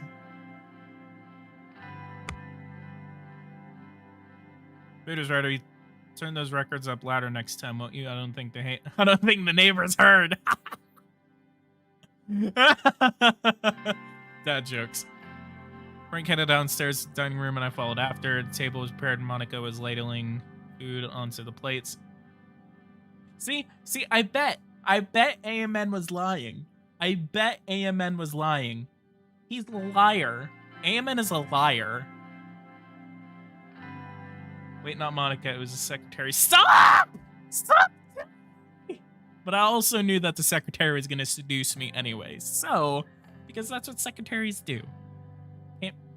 Can't remember her name, but she's a secretary. They always are the spies. It's always in the movies. But stop spoiling it, Amen. I'm gonna ban you. I'm gonna kick your ass whenever I go to Norway.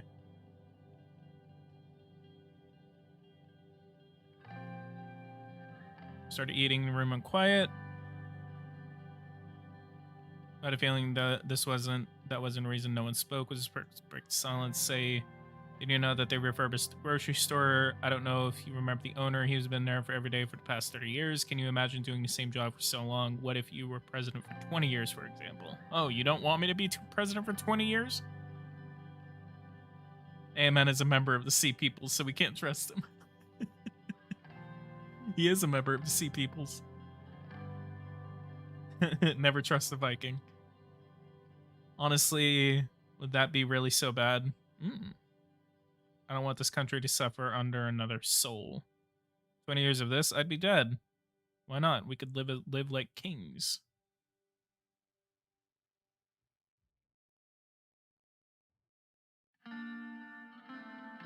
I'll just go sarcastic. Monica measured me with her eyes for a moment.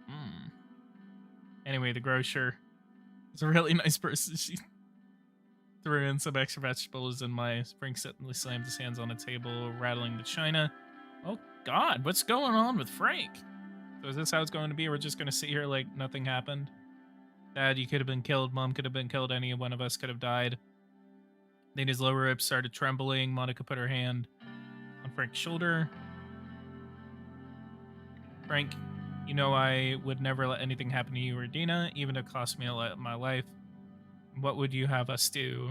Yet we are still alive. You will not raise your voice to me, young man. I know, but still. Roar, says AMN.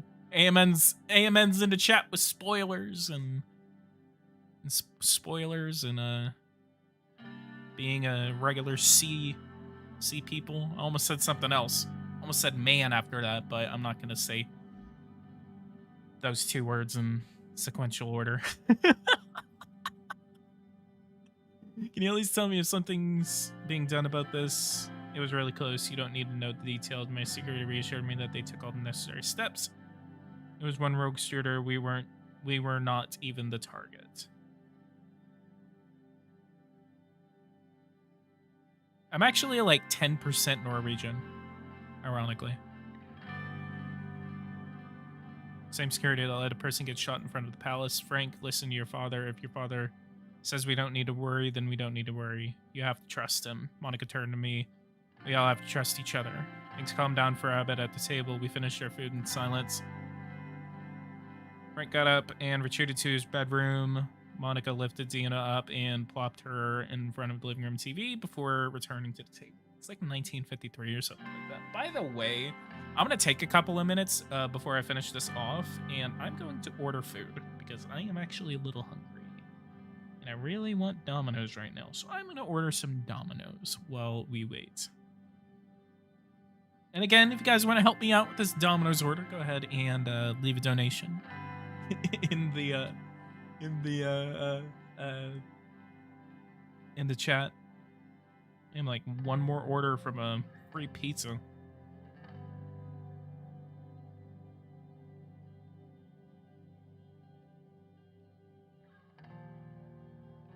We're gonna go ahead and finish this while I do this. Antoni's still young. Got a lot of notification going off on my phone right now. I know, but there's still not much longer we can shield him from the ugliness of the world. That's what worries me. I made plenty of rash decisions that's what worries me. I made plenty of rash decisions whenever he's at his age, and my father would give me hell for that kind of insubordination. And just be real. He's scared Anton, frankly, he isn't the only one. I promise if there are truly any threat to this family, you will be the first to know. It's gonna be like some 28 days later kind of scenario where they're raiding the palace, the communists and the fascists are like fighting outside, and they start like raiding the palace, and then like it's like 28 days later, or not 28 days later, 28 weeks later, whenever Dawn leaves his wife, and then she like gets like killed by this, like supposedly killed by the zombies. By the way, if you've never seen 28 Days Later or 28 Weeks Later, I would absolutely recommend those movies. Those are actually very good movies, especially 28 Days Later.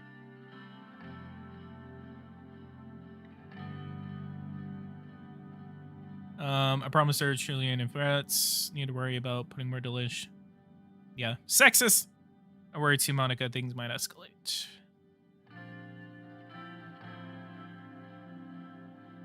She got up, stood behind me, and massaged my shoulder for a moment before leaving me alone in the dining room. I sat alone at the table and drained my glass of kebji. Kebij. God, these names. I love the lore. I love lore. I like this game. I really like this game. There's no need for a spoiler. My car has one. I'm finally doing my driving test tomorrow, by the way.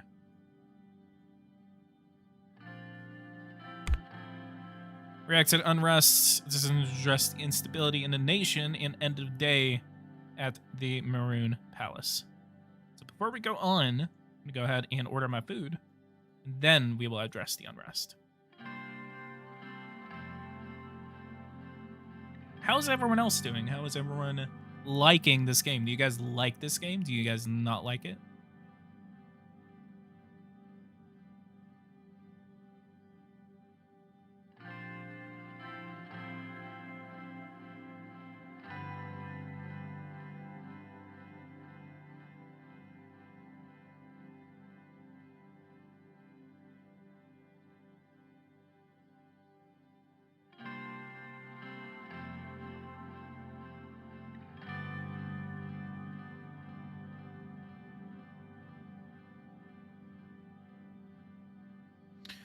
I like this game a lot, so I'm doing fine, enjoying my winter vacation.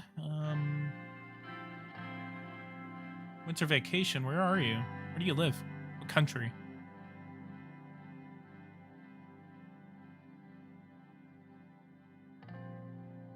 Essentials in a zombie war, spiked bat, katanas, axes, ninja knives, miniguns, and tactical nukes. Genetic name and food.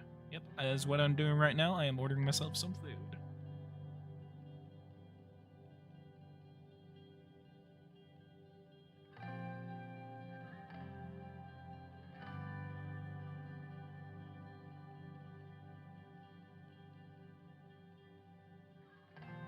Gonna be doing some of the stuffed cheesy bread and just a regular pepperoni pizza from Domino's. Everyone's watching this and just going like, why is he ordering food on stream? We don't want to hear this. I don't care. I'm hungry. Streamers need to eat too. Streamers need to eat. Everyone's just like, why is he screaming so much into his mic?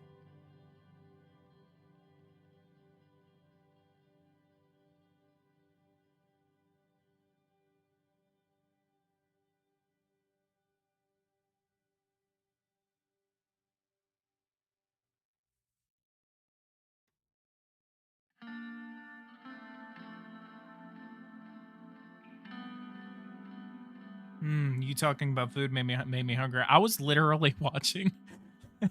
I was watching Talladega Nights earlier, and there was a scene in there where like there was a scene in there where all these people had where they had all this food on the table, and they were like extensively talking about Domino's, and I was just like, God damn, I really wanted pizza now. So I was just like, might as well get a pizza.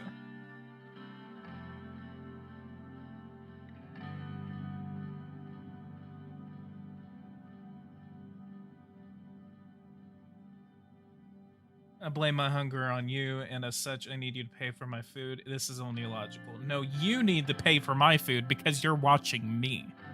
I'm not watching you play a game. You're watching me, so you need to pay for my food. So gladly hit that $sign and donate to the stream. That is what your job needs to be. Ironically, actually, by the way, 5,000 subscribers from now, there was actually going to be a way for you guys to applaud my videos for monetization. So like if you like a video of mine, you can literally donate like $5, $10, $15 to it. It's going to be a really fucking cool feature to play.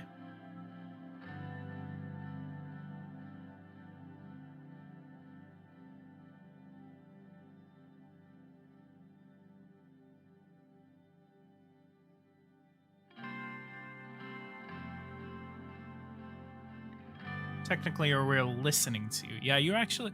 Okay, right now you're listening to me because I'm trying to eat.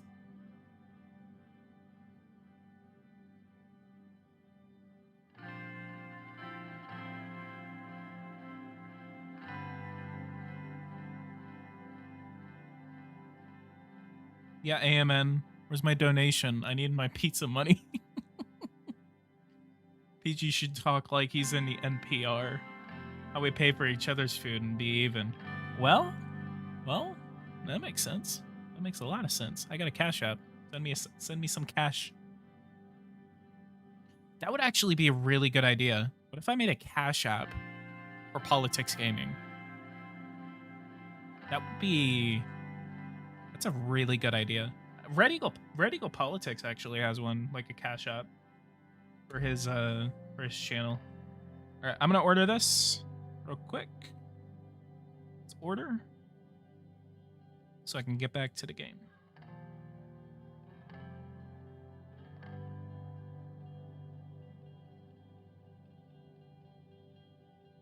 All right, let's get back.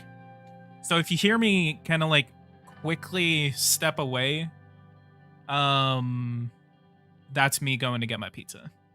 And I may end the stream so I can eat.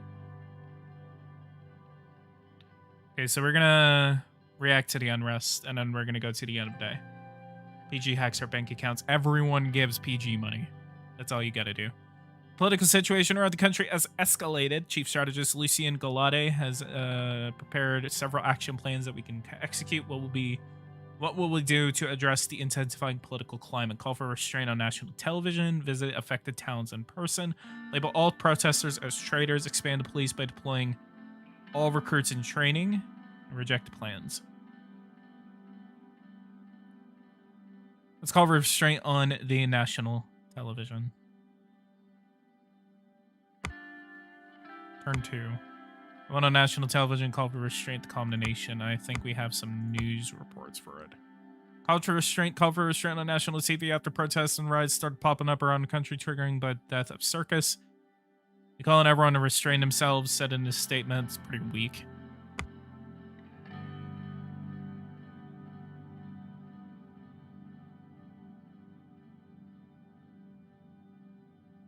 Contacts Prime Minister Ernest Solberg to ask if she can subsidize our food fund. Yeah, everyone that subscribes and watches Politics Gaming, everyone gets like an allowance for food. Like labeling all protesters as traitors will surely calm them. I see no way at all, guys, that it could backfire. Radical unrests. I think we've already read that. Underhaul construction, once again, number 1. Geopolitical. Rumberg closes consulates.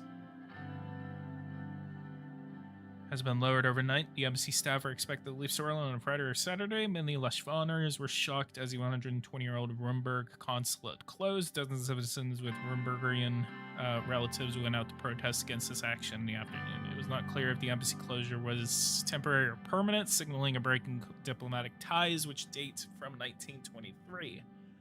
Our editors see the situation as further deterioration of relations between Suzerain and Rumberg. This can be easily regarded as a one-sided provocation from the north. And then end of day at the Maroon Palace, the office of President of Suzerain Maroon Palace. It was late in the evening. The Maroon Palace was finally somewhat quiet when I returned to the office up top. I eagerly approached my chair and sprawled out on it. It had been an exhausting day, just like every day since I took office. Light a cigarette, pour some whiskey, lean back and relax. Prepare to go home.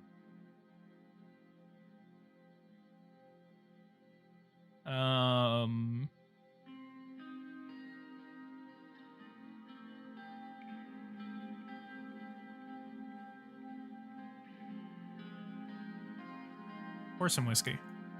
I like the best salve after a long day of work. Salve is actually how you say hello in Latin.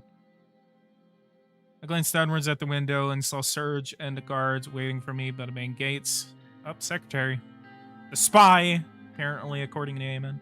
I heard a couple of knocks at the door. My secretary, Livia Suno, entered. Mr. President, Mr. Tusk's here to see you. You had a meeting with the Lothberg spokesman. I'm so sorry for not giving you proper notice. Oh yeah, you're gonna get fired. Don't worry about it. Do your job properly next time. Do you expect me to keep track of everything myself? I was just about to leave. Maybe you can postpone the meeting. Don't worry about it. Thank you for your understanding. After a moment, Mr. Tusk. This is the Lothberg. Yeah, he's like a millionaire businessman, Lothberg Group. He owns the Economist Group, so we just read their newspaper. I met with Sordland's most prominent businessman once or twice, but never alone. He had large jowls, blindingly shining shoes, and the air of someone who was used to getting his way. Anything to drink, Mr. Tusk? Water, whiskey, cognac, preferably some before you were born, sweetheart. I'll check the supply room. Livia backed out of the office, shooting me an apologetic look as she did so. I'm sure that newspaper he owns is very unbiased. Well, he gets more creative sometimes when Power and Revolution with protesters. Send the bulldozers in. I'll always send the military in. There's never a time I've just used police unless I have, like, overwhelming numbers. Good morning, Mr. President. Good evening, Mr. President. I'm here to congratulate you. My business partners and I wish you a successful term as the leader of our nation. Thank you, Mr. Tusk. I had no choice to say this at the ball with all the panic, but we are very much looking forward to working with you.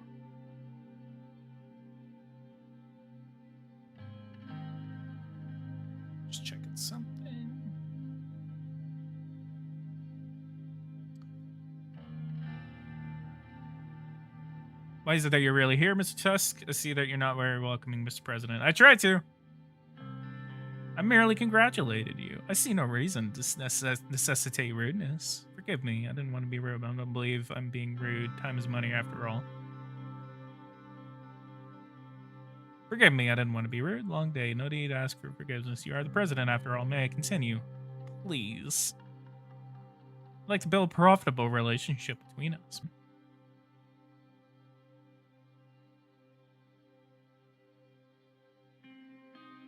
That was weird.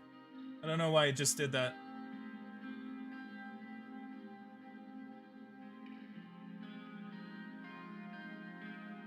Okay, I think it's fine. Is it fine? Are you guys seeing it right now? Like, is the stream going good?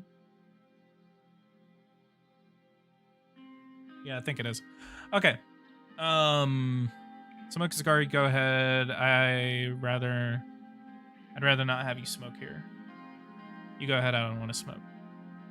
He grabbed himself a cigar and lit it. He looked out toward the city scenery as he puffed away.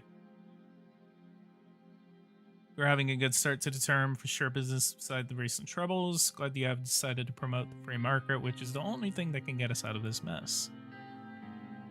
We had nothing but troubles so far. The ability of the free market is to evolve is hard to dispute. It is good that we think alike on the matter.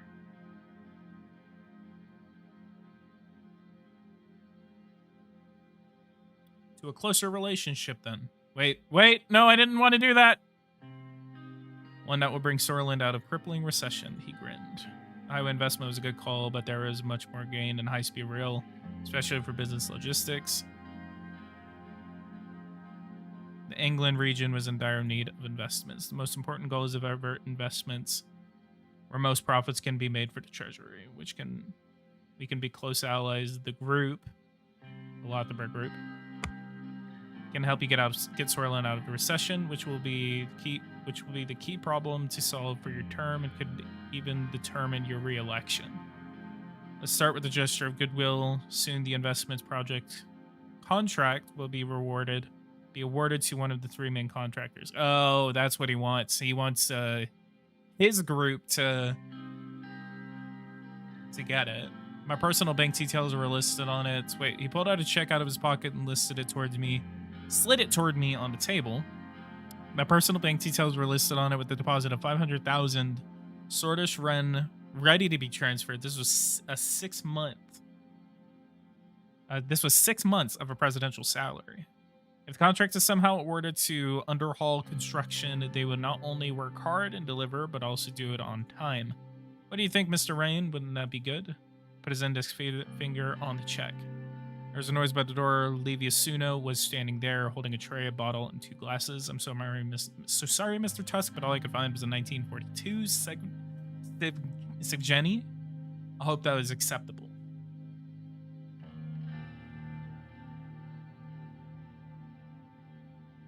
Remember, lying is always an option. She put the tray on the desk and then walked out. Her Tusk eyed her as he left. God. Ugh. Old man. Stop it. Remind me to visit your ops more often. Yeah, okay. Now, where were we? Do we have a deal? Indeed, Mr. Tusk. I'm looking forward to our future transactions. Take the bribe. Not yet. We both know you can do better than that amount. No, I will make my own decision. Did you just try to bribe the president of Sorland? I refuse. I will make my own decision.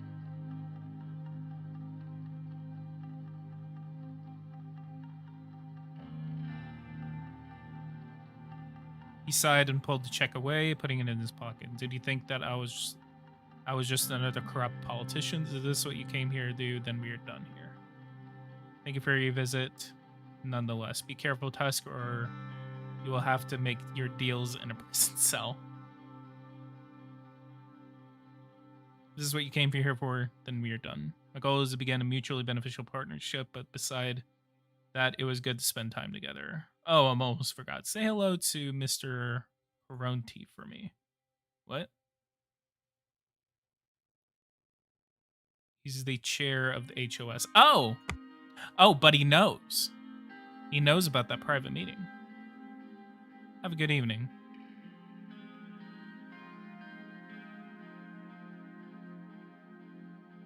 So he's going to reveal us for having a secret meeting. But did we do any wrong?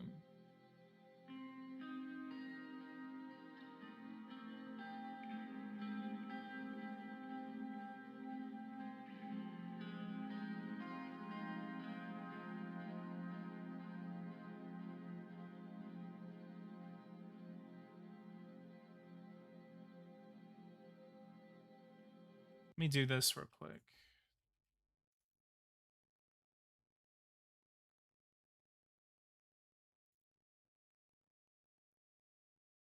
Trying to keep track of my food. I apologize.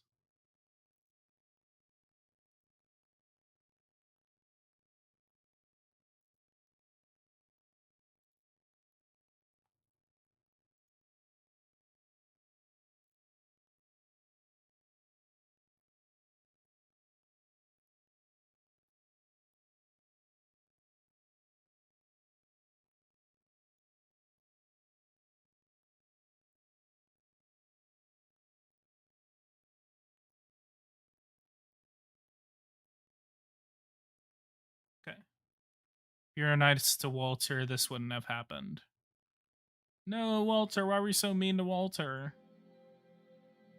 Gather my things, prepared to finally leave. As I walked out, I noticed Levy is still here, covering up her typewriter for the evening. If I may be so bold, Mr. President, did you accept this offer?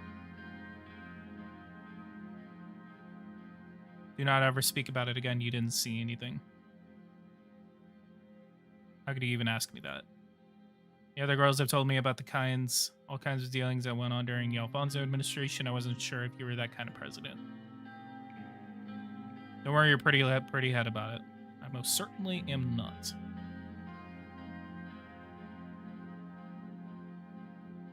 She and I took a moment to look out over the lights of the city before heading to the elevators. That was it? Economic relief plan. An act to ease the economic hardship felt in the country. I can't wait to get to that. Finalization of the H3 highway contract. And meeting with Marcel Caronti.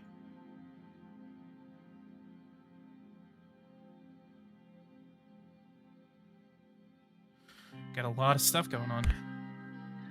Read the report. Local police working with nationalists. One of our agents acting as a young swords member has encountered with 2 members of the local police force. According to the report, policemen tried to bribe the agents to burn down a store that belongs to a known Communist Party member and to instigate further violence. We have detained the policemen on charges of corruption. It is good to see that we are fighting corruption. Read the reports.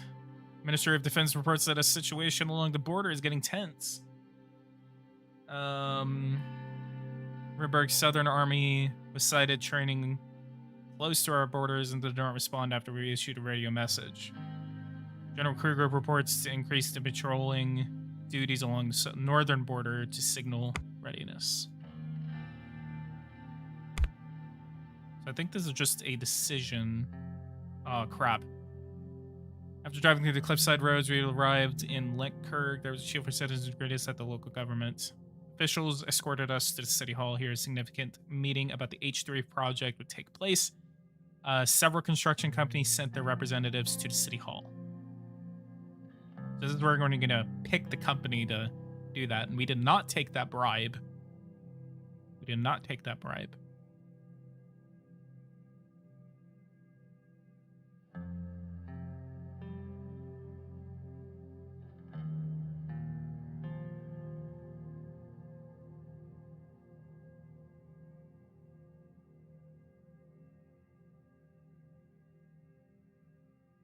Besides starting our economic recovery, the travel time by road would drop by more than a half, Mr. President.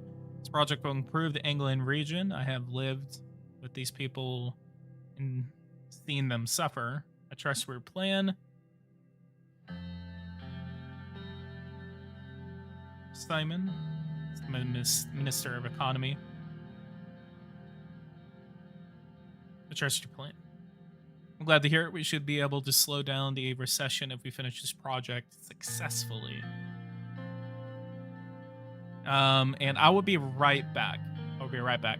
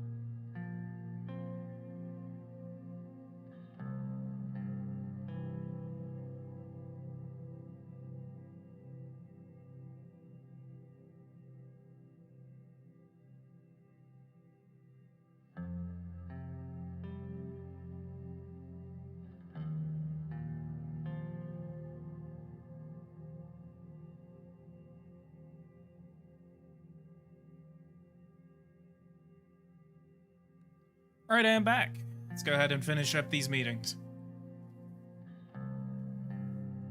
All right, so I am glad to hear that. We should be able to slow down the recession if we finish this successfully. Positive financial outcomes are expected. According to my sources, this can lift many people out of poverty in these areas. And if we're going to be going to war in the north, I think this is the best decision, honestly.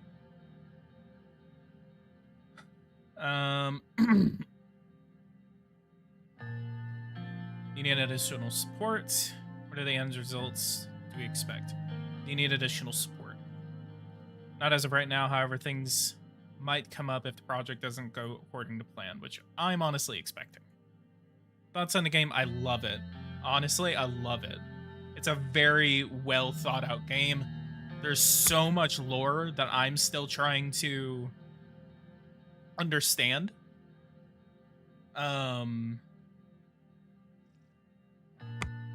But it's a very fleshed out game. I'm definitely gonna try a couple more gameplays by myself, but I wanted to do this for the first time with y'all.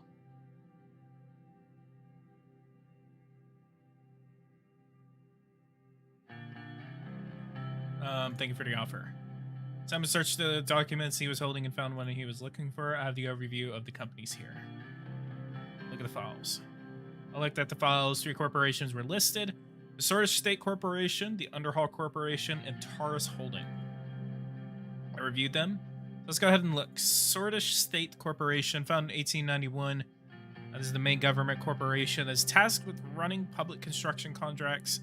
And Sorland is also part of the Big Four. The 4 largest companies of Sorland, most usually also called the SSC. It is the most honorable company in the country with a long and solid track record of accomplishing critical projects. In recent years, the efficiency of the corporation seems to have dropped due to the recession and somehow corrupt management infrastructure. It is still considered the safest bet for big projects in mind by many government officials. Underhaul, a real estate giant. Okay. Most people in Sorlin know the name Underhaul Construction by the many iconic buildings they have constructed in nearly all major cities. Recently, the company sold half of shares to Walter Tusk, spokesperson of Lothar Group. While this breached certain competition clauses, it was largely ignored. Underhaul is a gigantic real estate company that is very influential in construction projects of the private sector. Some of their recent work is the Holzord Central Station, which they have completed on time but violated workers' rights in the process. And then Taurus Holding, founded in 1946, very new, is a new and entrepreneurial private company that uses cutting-edge construction technology from Arcasia to reduce construction costs and prices. They recently began taking bigger and riskier contracts in several industries, including the construction industry. Taurus also deals with shipyard building, bridge works, and training aircraft hangars. The company is well known for its great employee perks and high union membership. It is considered much more open and competitive compared to the usual Swedish companies. They are known for their port expansion in Benfi, which was completed with half of the budget. It's going to be a very hard time picking this company. I'm kind of stuck between the entrepreneur one. I'm kind of stuck between Taurus and Sortish State. I'm not going to pick Underhaul, honestly. So it's going to be either Taurus or it's going to be Sortish State. I reviewed them, also took the liberty asking the mayor of Avery to give his opinion on the matter. Which corporation should we talk about? I want to talk about Taurus Holding. That's going to be but that's also, there's like two Sortish companies, and then there's one like company that's probably not even Sortish, which is Taurus. Is a new holding company whose subsidiaries use a cutting edge. So basically, what we just read off the wiki. We're part of the labor union of Sorland. This is going to be the oldest NGO of Sorland, but I can't vouch for their infrastructure construction at all. Why should we pick Taurus? Why shouldn't we? This company is completely private and directed by a non-government board. Do we even remember if they work on a mega project at all? That's actually my concern. Choosing these companies is too much of a risk for an important project like this, especially when the sort of state company exists. We shouldn't risk our first project. There's too much risk at stake here. Their capabilities matter more than the history they have. We need to make unbiased decisions.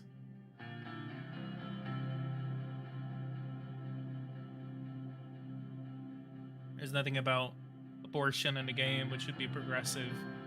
Which would be too progressive even for the 50s. They took a joint contract in Arcasia for reconstructing the highway intersection of one of the major cities. It went well, but their only large-scale success. If we were going to try a different company, this is the most unique. Project manager from Taurus Holding mentioned that they would only be able to finish the project with the allocated funding. They're the only company who found the budget sufficient, making them a cheaper alternative.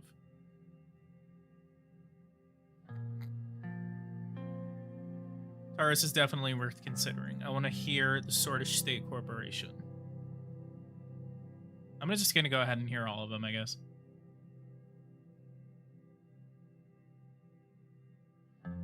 The respected Sortish State Company, also known as the SSC, was founded in 1891.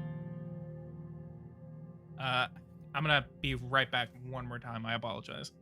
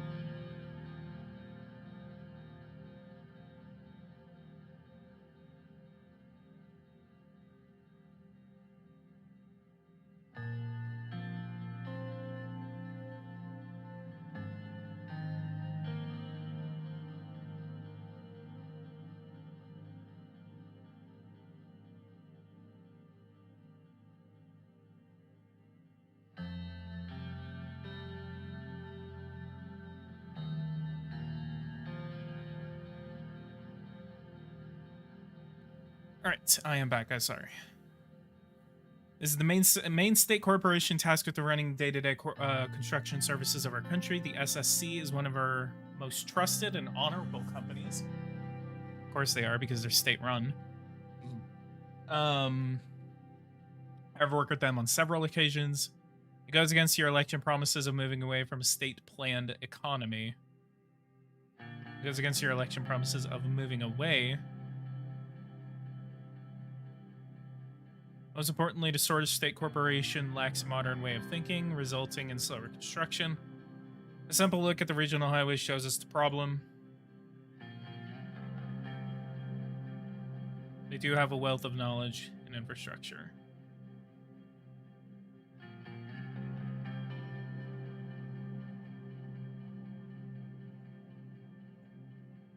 I don't agree with the negative statements for the SSC. Their record clearly shows completed contracts with thousands of employees who have more than 20 years of experience. According to preliminary calculations of the SSC, they would need more resources to finish a project of this size. I'm on the fence about them. I want to hear about others. -1 government budget. What's going on, Chris? Welcome to the live stream. And Underhaul. The real estate and construction giant was founded in 1925. They expanded during the economic boom of the 30s. Picking this corporation would fit our market economy policy. The CEO of our Underhaul is Chris Shar, the mayor of Contreat. He sold half of his shares a few years ago. I had to work with Underhaul Construction before in Holzord, they took several contracts for the central station renovation and left much to be desired. The H2 project shouldn't be left to them. Would you like to hear your thoughts? Simon. I think they have been doing relatively well in the private sector, where they are dominating the construction industry with successful projects. Nonetheless, they treated their workers below our working standard during the whole sword central station contract, which is troubling.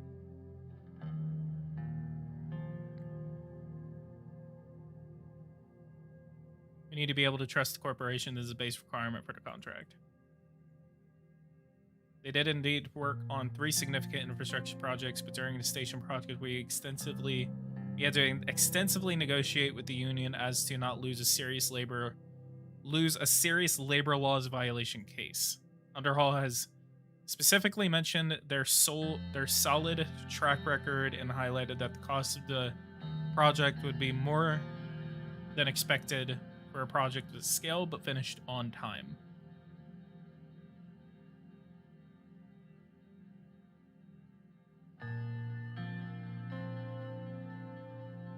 Underhaul seems interesting. Let's see the others. It was time to make a decision about which company would be awarded the H3 highway contract.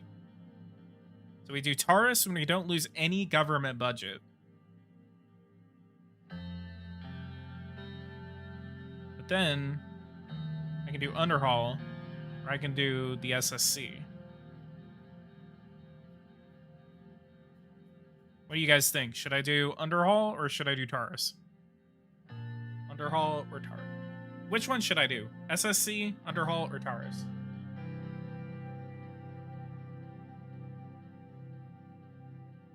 I'm really leaning on Taurus.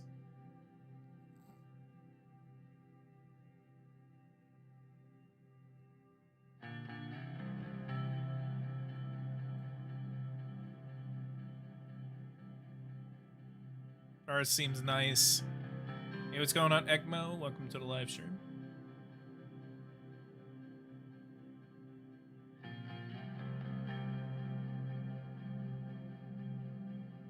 Let's do Taurus. We're staying consistent with our economic strategy. Simon signed a certain condition of the dossier and fixed its glasses. Very well, Mr. President. The contract will be awarded. Taurus holding. I wish the outcome of the meeting was different, but at the end of the day, the success of the project is what matters. Simon will be notified. The company will be notified today, and the construction will begin immediately after. I think we're off to a good start. Good luck to us. My expectations for a grand opening ceremony are late next year. better get back to work then. Thank you. This concludes the meeting. It was nice to enjoy the natural beauty of England and eat some good fish. Look at that. There's the highway progress. Okay, so we apparently have... What's going on over here? Economic relief plan. With the assistance of the National Business Council and the Central Bank, Simon Hole put forward a countrywide relief plan. So good thing we picked Taurus, otherwise we would basically have zero money.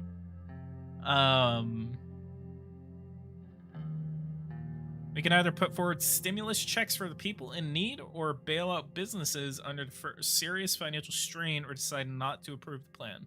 So we can do stimulus checks, we can do bailouts, or we can not enact anything. Is this game worth it? I saw it on Steam earlier. I would say I would agree with what Creative Nickname said. It's basically a very dialogue-based game.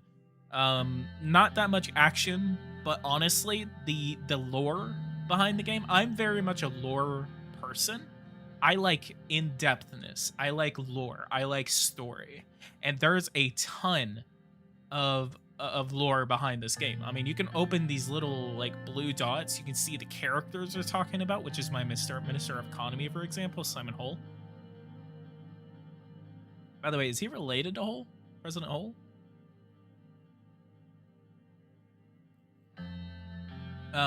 National Business Council.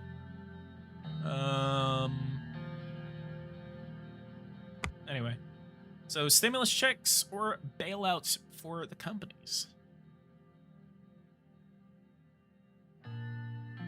Let's do stimulus checks. That'll work out in the end, I bet. Switzerland is under noticeable pressure from Rumberg through a reduction in diplomatic staff and the closure of a key consulate.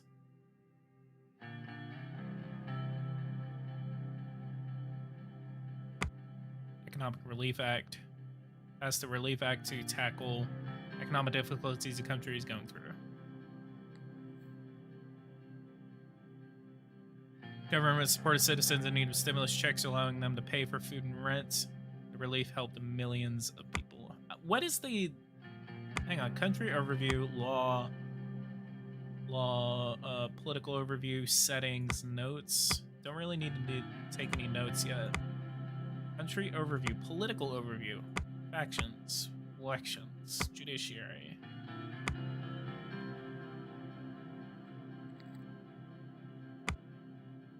Economy. What am I looking for? I want to look for the population. Hang on. Can I go? Our administrators have passed large economic relief.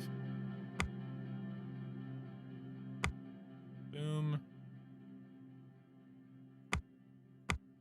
Countries. United Cantana. Organizations. Sorland. Holzord is the capital of Sorland.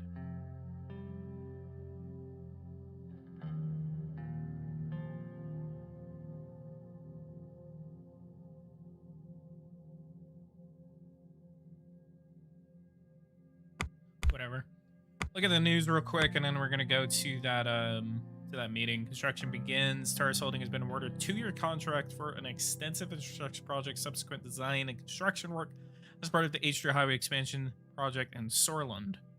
According to geotechnical divide design of all civil infrastructures, including ground retaining walls and earthworks, could build the line much stronger than planned and at a much lower cost. Or an Taurus build would be extremely questionable. USP MP is our party, United Sorland. They're nationalist, right? The oldest political party. It's a modern democratic party. Republic of Sorland. Apparently the Sorland really likes goats. Sorland today, risky highway projects and economists. Unemployment and checks. The administrators have followed for populism. Populism is always great. What are you talking about? What else do we got? Do we have any inner situations that we can check on? Nope, we just have that meeting. We're headed to the meeting set by Marcelo Caronti. Motorcade was darkness. Look outside. You could see giant stadium lights at the hilltop far away in the distance. It looked like a massive complex. We were nearing our destination. We arrived in big iron gates of the country club open. It was huge. Outright extravagant. The main building, inspired by lesbian architecture, was lit from all sides. It was rather chilly. Peter's apparently with me. Peter and my chief strategist. Hope the journey was comfortable.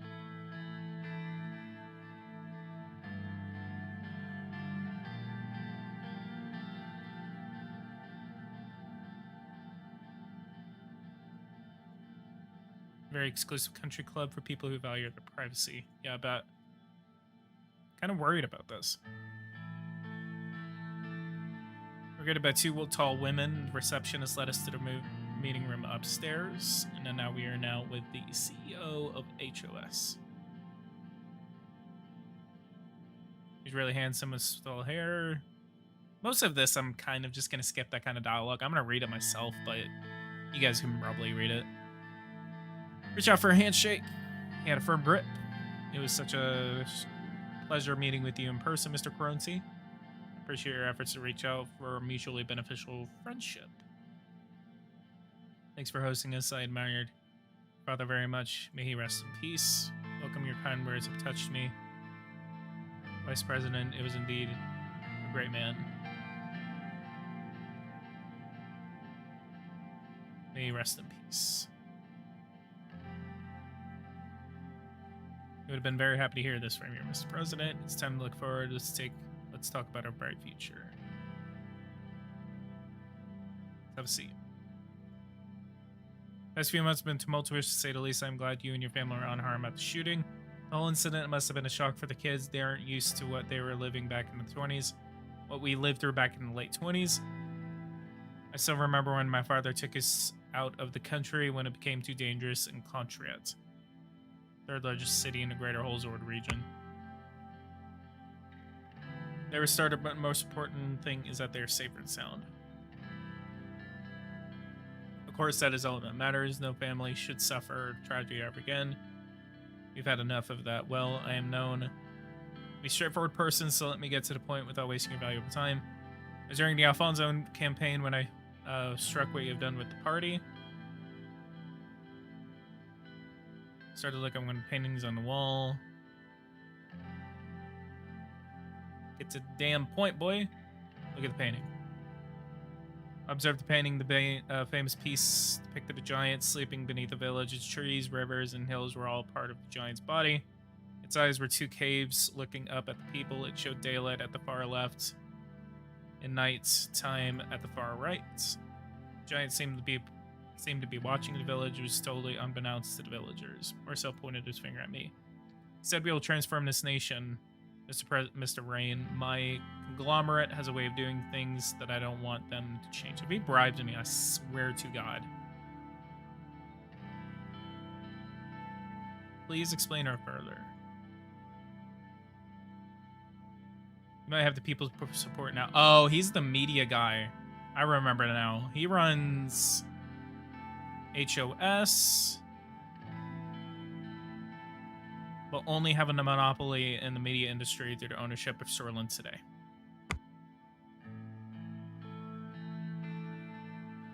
What happens when you make mistakes? Everybody makes mistakes.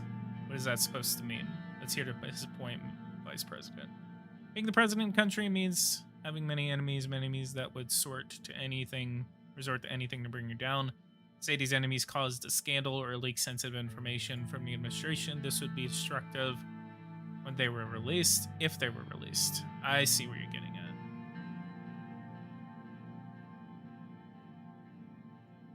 I see where you're getting at. Is there a storm outside? There's a storm outside. Oh my god. Maybe? No? I don't know why I see lightning. It's so weird.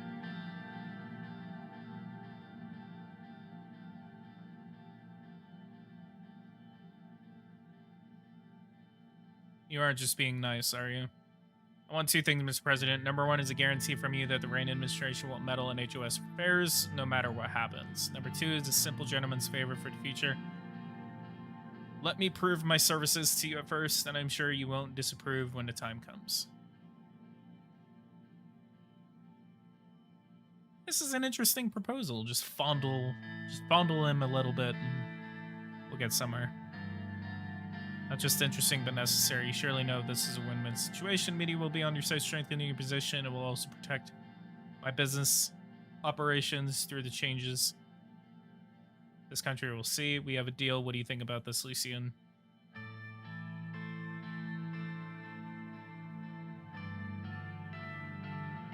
Leaned to my ears and whispered, I think it's a good deal. He is right. We'll need the media support. With his newspapers and channels on our side, we can dodge a lot of bullets.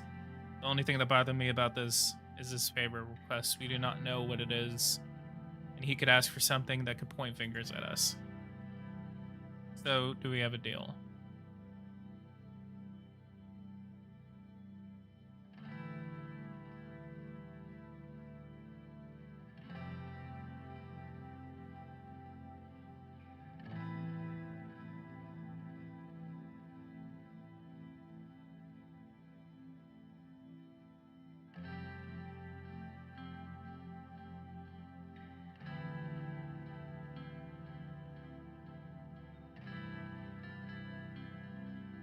I'll go ahead and take a very interesting choice, because I'm a really goody two shoes every time you guys watch me play. I'll go ahead and I'll be a little corrupt. Happy to hear that. You can contact me personally through this number. As soon as you know that story against you will break, please call me and it will be taken care of. I hope you'll be uphold your end of the bargain as well.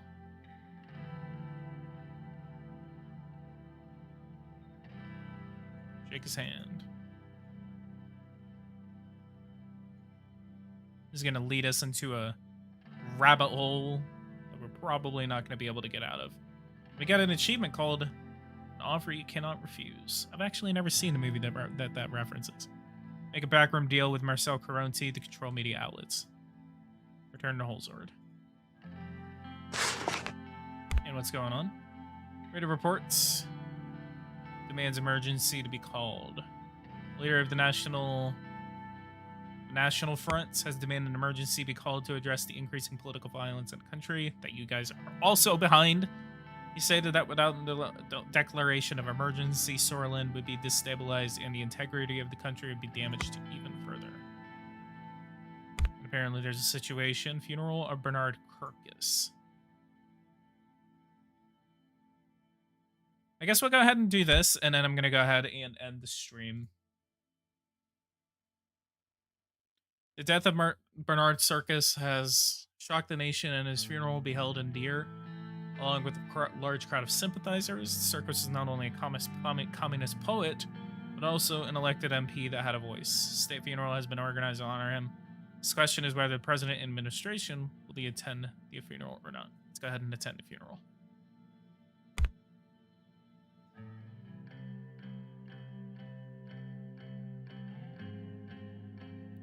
Passing maintained its media traction, and all of Sorland was paying attention to the ceremony, especially to what I would say in my speech today.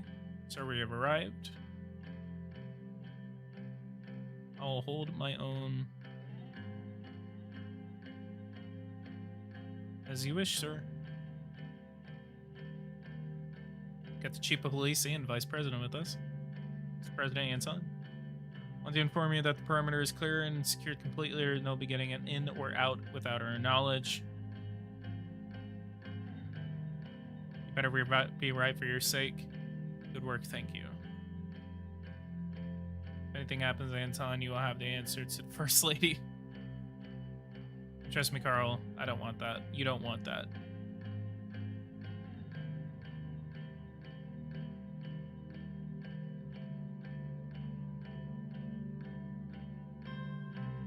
Gesture Peter to lower his voice.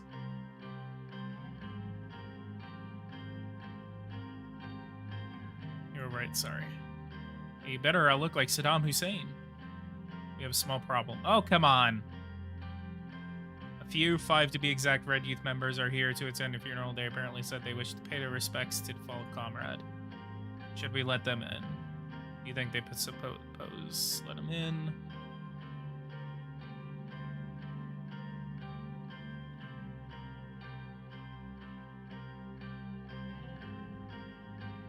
No, they were thoroughly searched. It looks like they're ready to hear. They're really here to attend a funeral. Yeah. I want you in a bet I'm gonna get shot here. As you command, let's head over. They're about to start. Bernard's widow and daughter were in the front row, staring at the coffin with a mixture of disbelief, confusion, and above all, a cold, unforgiving sadness. Both of their eyes were red and swollen from weeping. We're taking my place to observe the ceremony. I gave my condolences to Bernard's wife and daughter, who looked at me. She reminded me of Dina. When the religious ceremony was done, I was invited by the priest to deliver my speech. I took the podium. I felt like I had a lump in my throat. I couldn't get my daughter's eyes out of my head. Today we're mourning Bernard Circus, a father, husband, and loyal servant of this country. Towards the back of the crowd, I spotted members of the Red Youth wearing red shirts and black bands of mourning on their arms. They seemed ruefully and were respectfully bowing their heads.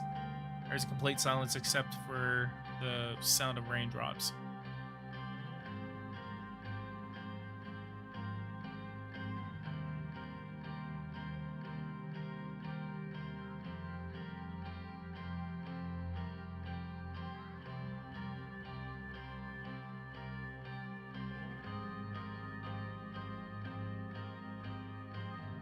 This is a great loss for all of us.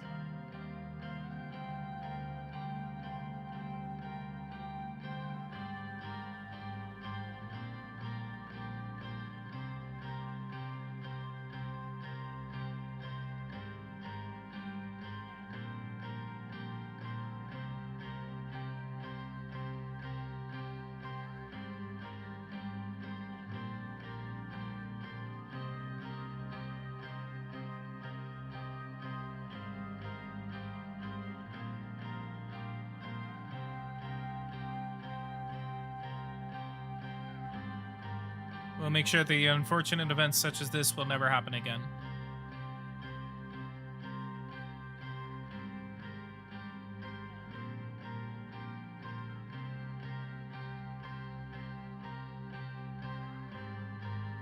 But hatred begets hatred. There's only one way to overcome this vicious cycle. We must unify against the evil in this world.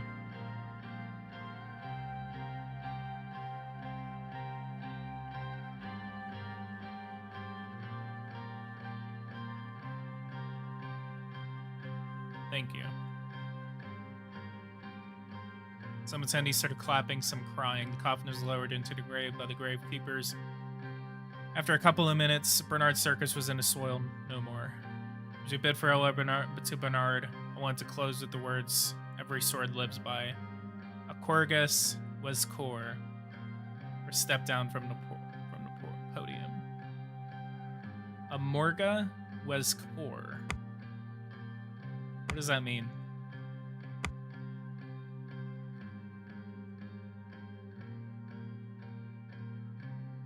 Bernard Circus.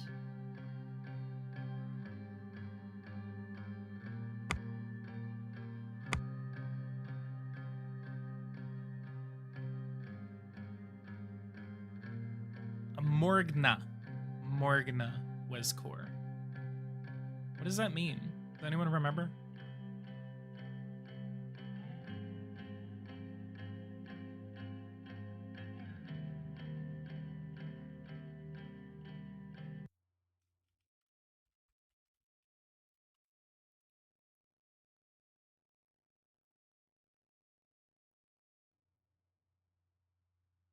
Oh, that's like a nationalist dog whistle in this game. Step down. Not yet.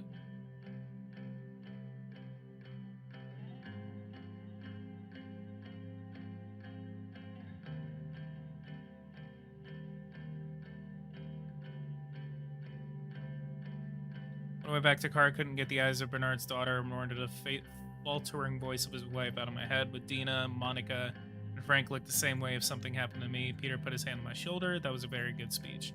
I sense only respect from his voice. It's time to go. Agreed. We got work to do. He was right, we had work to do. Much more to do. I realized that the rain had stopped and I looked up. Black clouds slowly dispersed and sunbeams enlightened our surroundings. As someone said, even the darkest night will end and the sun will rise. Hope was still on the horizon. Briefing on the current diplomatic situation.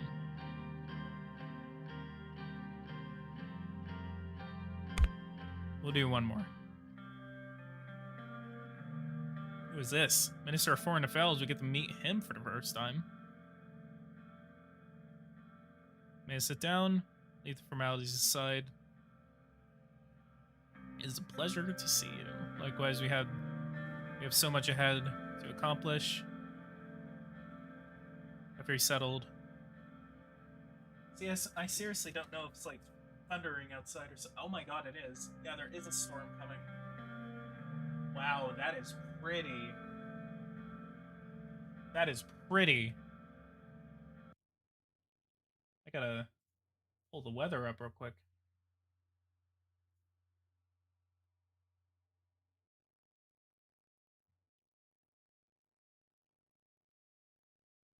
Yeah, it's just like this really tiny storm that just kind of like popped up right next to me.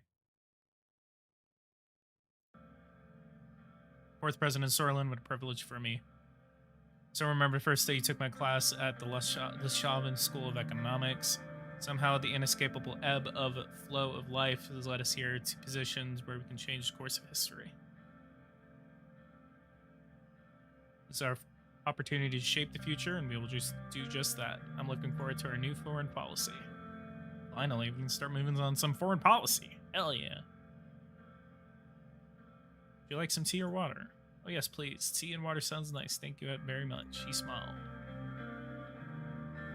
How much I like tea. Nowadays, it really does wonders to my throat.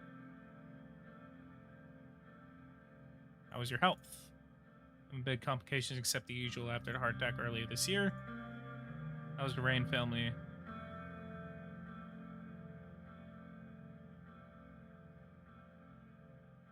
We slowly starting to get used to the routine. As time passes, I realize that more family is the most important thing in life. We must take care of them. And the general walks in. Peter, however, was missing. I wonder if he was late from all the drinking he did at the party in Leshavin. We'll talk more later, Mr. Rain. Welcome, everyone. Let's begin. Very well. Brief overview of current status with our neighbors. What would you like to start with? Agnolia. Our brotherly nation, Agnolia, we're still diplomatically non-aligned and probably has one of the most democratic systems between our neighbors. Economic stagnation is a worry for them. Their primary issue is their heavy reliance on foreign investment from us. Agnolia is our most friendly neighbor. We have been allies for the longest time after Rumburg annexed Dome. I would have to look into that. This fact needs to be part of our equation. Surprisingly, the Agnolian Prime Minister Martin von Horten is expecting better cooperation through a new fair trade deal with us. It is one of his election mandates. A more comprehensive trade deal sounds beneficial to all sides. Yeah, we can look into that. Both sides could gain from it, but Magnolia has more to win than us. They want to protect their weaker industries, which we are profiting from selling our goods to. Additionally, the latest numbers indicate that currently 1 million Agno-Sortish citizens live in Angland region of Sorland, which creates a link between foreign policy and our internal affairs. These people have suffered socioeconomically, which has led them to crime and other problems. In addition, a relaxed immigration policy was one of Agnolia's main requests, which is unacceptable. Yikes. Most of the migrants in our country haven't been assimilated in Sortish culture. Adding more won't help. I'm skeptical about relaxed immigration. Maybe we can run it. Maybe we're like basically running as a right-wing populist in this. I want to know how to get more budget. We need to increase taxes. What's Galia's situation in Wayland? Tumultuous in the south as always, expanding his powers among protests from the Wezek people. However, he's quite positive about normalization of relationship between our countries.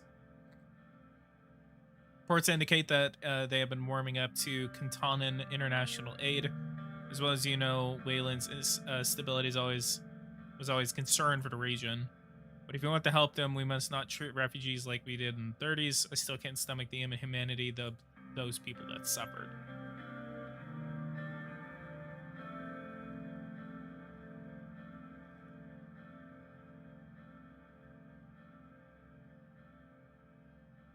Sorlin paid enough by housing millions of refugees during the Wayland Civil War. No more. Or a trade agreement with them would improve stability and increase mutual trade. And we can look into a trade agreement. Not making any decisions yet. There would be many bargaining chips discussed, but Wayland could be a new partner in the region. We would also invest in stability there. Our main goal should be to avoid a refugee crisis like in the late 20s. The Civil War had major security and economic repercussions on Sortish soil. One of the main demands of President Smolak was to tighten our immigration laws so that political refugees don't escape to Sorland. There has been a recent purge that pushed many Blutish to flee to Bergia. Is definitely troubling. I'm sure you would remember that. Government outpost has regained its importance due to this. I'm sure you would remember that winter at the border outpost, Mr. President. Oh, so that's who he was. Let me look. Because I remember something about that at the border. He was right. I did remember that winter. To remember the despair in the refugees' eyes when we forcibly escorted them back to the Wayland border. I understand now. It is our national interest to prevent the formation of a failed state on our western border. Wayland has been increasingly aligned itself toward the Communist Alliance. Another point to analyze. And then Lagsland, which is across the sea. Our cousins of old across the Markian Sea have good relations with us. As we all know, Vagsland is a socialist republic aligned with United Kantana. They're also an important regional player. There's also most significant sea power in Eastern Rakopa. We had hostile relations with them after several years in the 19th century, which we wouldn't want to experience again. Recently, the relationship has warmed thanks to Emmerich Hegel. As a result, he is a politician and communist revolutionary who currently serves as the Chancellor of the Democratic Republic of Lagsland. As a result, diplomatic talks can be conducted in the future.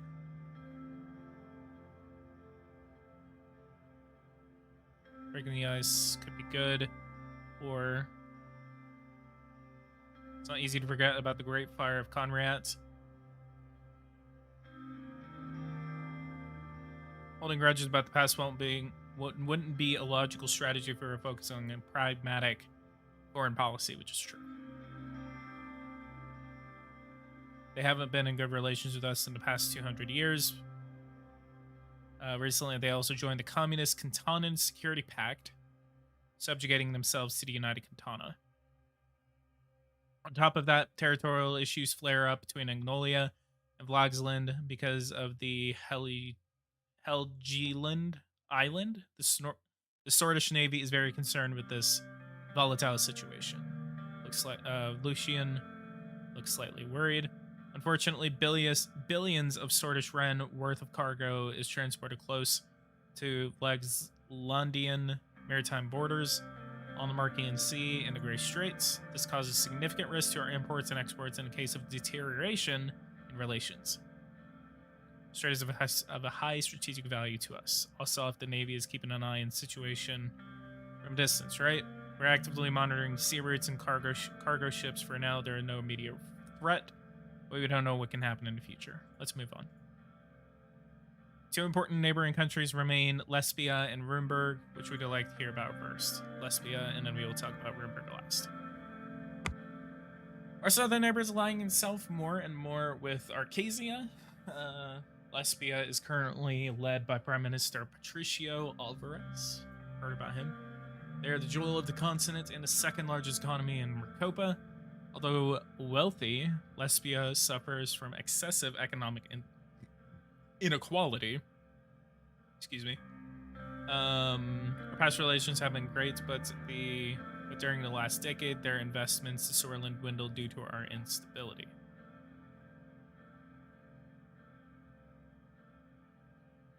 Allying with the richest country could be beneficial. Lesbia is a sleeping giant. We should not awaken them. They keep turning a blind eye towards the region, thinking that Lesbia is above it all. Could be beneficial. It could be, but it could also mean that we could draw closer to the Arcasia bloc near the Arcasian Treaty Organization. I'm certain that the recession has a lot to do with their retraction of investments. Once they see that money isn't in the picture, they vanish rather quickly because they are capitalists. Wacy, that was a diplomat, ambassador, and politician, served in foreign affairs and trade of Sorland.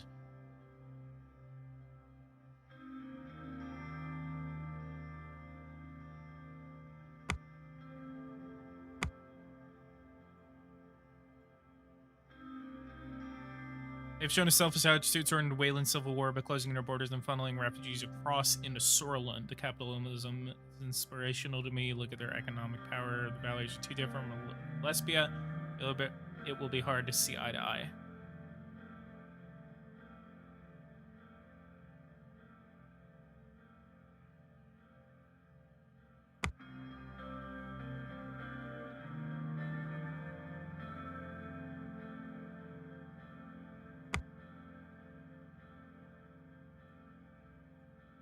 Everything comes at a cost in Lesbia. The cost is wealth inequality.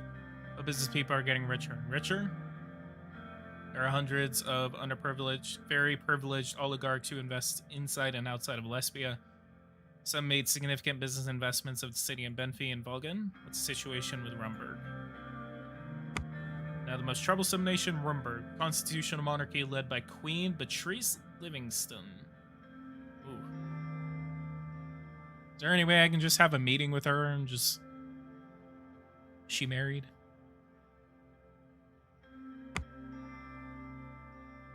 I highly advise caution and calculated action against Rumburg. Our military must be prepared. The threat is real. They're strong and have motivation as well as the means to damage us. We couldn't give them any reasons to pursue aggression. We must prevent them from interfering in our affairs.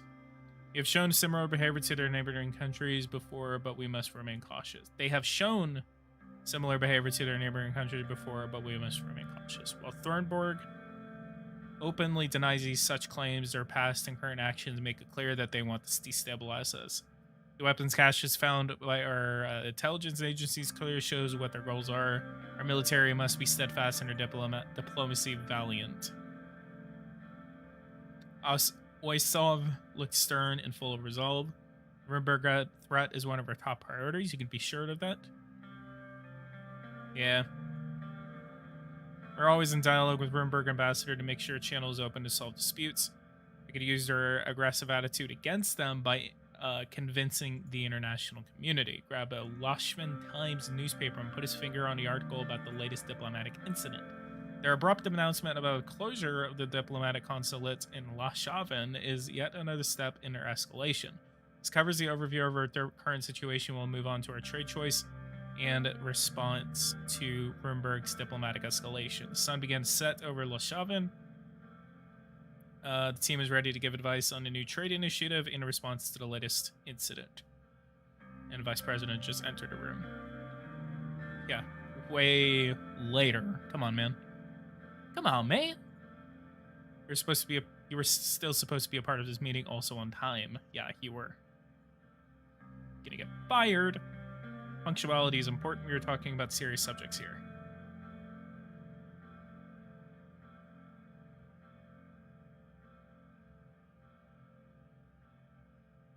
Here's assign a task for me. And we can lie.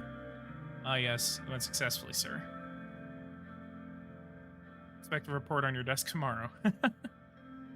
Vice President will be a part of the trade delegation, so great to have input on the subject, but also on the Rimberg incident, where there are two issues on hand. Which topic should we tackle first? Trade and then diplomatic. Our primary goal will be to discuss sign a trade agreement with one of our smaller neighbors. We have two options with their trade initiatives. Start with the new negotiation with our old partner, Agnolia, and forming new cooperation with Wayland.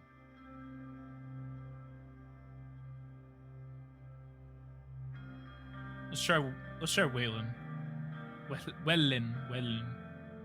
Wayland. I think Wayland. Like Peter Wayland from the Alien franchise. Dealing with fractured country like Wayland has positives and negatives. Although it will be lucrative in the short term, there will be risks associated with dealing with such country. They are proposing co-investment projects and a no-tariff agreement. They are also offering oil in return for attracting foreign capital investments to Sorland. However, it is possible that there will be international ramifications of getting closer with a country like Wayland.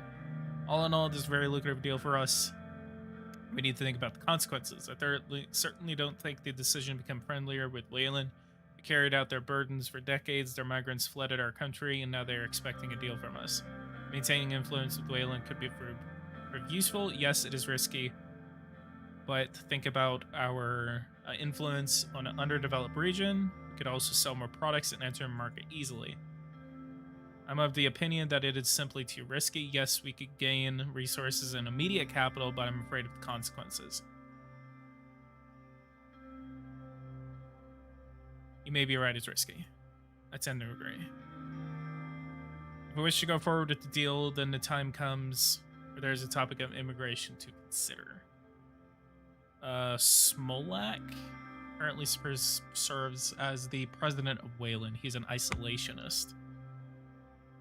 A promise to tighten our immigration policy will increase the likelihood of the deal. He believes our borders need better security. Personally, don't like the idea of getting too close to Wayland. Me too. Agreed. I still think we should give it a try. And then Agnolia. First off, the reason behind this is more diplomatic than economic, although, of course, we cannot forget the added economic value. Agnolia is an old ally and valuable trading partner. Point that we are at with the early negotiations around the steel trade, they are demanding that we buy their steel for a higher price. That is because they think that the deal is far too unbalanced as it is. Their second demand is privileged access to our agricultural market. If we are to fulfill their demands in this return, they're offering a full alliance with Sorland against Rimberg.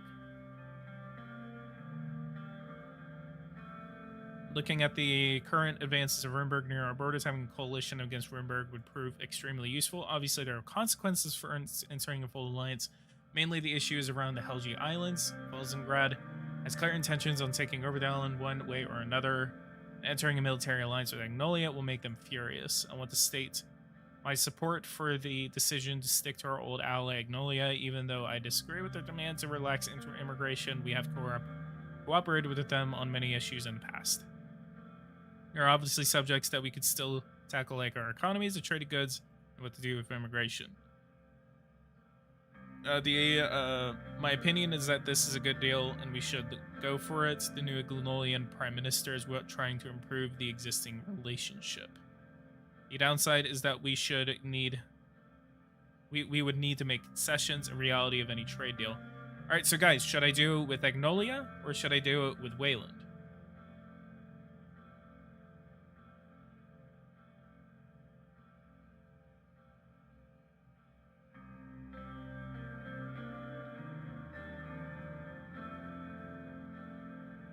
I would be open to making a new agreement that could satisfy all sides. Maybe it'll be like a meeting between me and the other heads of state. If you decide that Agnolia is a good option, another point is that they have a very democratic system. After recent elections, the Prime Minister has a mandate to arrange a fair deal with us. Martin Van Horten also is an avid supporter of relaxed immigration. Since we said we will tighten immigration, he might be reluctant. Starting in highway construction, England plays a part too. Yeah, whatever. Don't care about that. Regardless if we're going to increase our regional influence to previous levels, we might need to make amends with our neighbors. Ultimately, decision will be up to you as always. Our campaign promised to steer Sorlin towards the west, and Arcasia will have an effect on negotiations, especially with Wayland. As you know, the current affairs of Wayland are partly as a result of the United Quintana. This will be a problem definitely worth trying. As for Magnolia, its promise had made them cautious, which might make it harder to get a good deal. We also need to consider the effects of our economic doctrine plan. The fact that we are headed towards a market economy will have an influence. The negotiators optimize the interests, which makes the differences become trivial, allowing both sides to reach a deal. Very true, Mr. Victor. We have a lot of time to prepare before the scheduled visits to Wayland and Agnolia. See, we are going to be visiting them, so we don't have to make that decision now. Only this gives a brief overview of our current options. We should address the diplomatic incident. Ouch. Rumberg Consul Sir Bran Harrington announced the closure of the 120-year-old consulate. Now their diplomatic staff is leaving the city to go back to Thornborough. He blamed the lack of security in Sorlin due to the assassination and the subsequent protests, but it is obvious that they are making excuses. Bastards. First they closed their consulate, and now they blame our security. Security situation is in control. They are playing us. Their concerns should be genuine, but this reaction could be genuine. They are playing us, yeah. Isn't it telling when other countries are working with us while Rumberg is just cutting more ties with us? The neglect of President Alfonso and the chaos of the elections delayed our diplomatic efforts. There are only 2 Rumberg diplomatic missions left in Sorland. One is a consulate in Dier, the other is the embassy in Holzord. So it's only a consulate, not the embassy, the consulate. Consulate is basically like an extension of an embassy. We're accustomed to the usual rhetoric, but this is far more serious. I must display strength to my people. We can't be pushed around, and they're bluffing. We're used to it by now. This is far more serious. They're playing with fire. Look at what the Wayland destabilization has done to the region. Sorlin breaking apart would tear Marcopa apart. In my entire career, I've never seen Rumberg relations suffer this much. The previous low point was the annexation of Dome. I really need to look into Dome. What was Dome? Annexation of Dome. The annexation of Dome was an event that occurred in the 1920s. Border tensions between Agnolia and Rumberg reached a boiling point with the death of King Alfred Livingston, whose Rumbergian dream outlined a large expansion towards South Marcopa. After the coronation of new Queen Beatrice, she immediately devised an overwhelming night invasion toward the city of Dome, which took the Agnolian defenses by surprise. Thousands of lives were lost on both sides. The next day, Rumberg emerged the victor, and it held full control of the strategic, resource-rich city. This emboldened Rumberg foreign policy to put Agnolia under existential threat. The oil fields surrounding Dome helped the resource-hungry industrial economy of Rumberg and damaged Agnolia greatly. We can actually find the city of Dome. Right here. So Agnolia used to control some of this, but then Rumberg came in and just stomped him out. He was furious. He barely kept himself from slamming his desk. There's worrying developments like smuggled arms and a buildup near the border. Our military is just what must be buffed up to stand against a regional power like Rumberg. We either respond to this aggressive act with the diplomatic condemnation, or we retaliate by closing our consulate in Dome. I want to say that an escalation would be risky. This early in our presidency would be focusing on creating a negative image of Rumberg in the international scene. People of Sorlin must be protected no matter the cost. I say we respond equally. Retaliate by closing the Sorlin embassy in Dome. They think they can bully us. Write an official diplomatic response condemning this unreasonable act. Declare that Rumberg aims to destabilize Sorlin and the region. We'll go ahead and do that. As you wish, Mr. President. Shall begin work immediately by informing the Ministry of Foreign Affairs and Trade. Swaying the international stage is key in the long-term strategy. I wish we had reacted more strongly. If we don't confront them, they will keep escalating the situation, but we can get sympathy from the international scene. I, on the other hand, am glad that we are taking a more cautious road. Our trade delegation will begin shortly. We'll begin work toward the end of the year. We expect the final negotiation and signing to happen next year. I'm very much looking forward to visiting Stallport and Warschwitz. Party animals like David and Simon, haha. Peter laughed. Iso narrowed his eyes and stared at him. Well, that concludes our meeting, Mr. Rain. See you later, gentlemen. I'll take my leave then. Sir, the meeting concluded and the team dispersed. Their diplomatic action plan officially began. Alright, Young Swords member claimed links to the government. Detaining Young Swords member.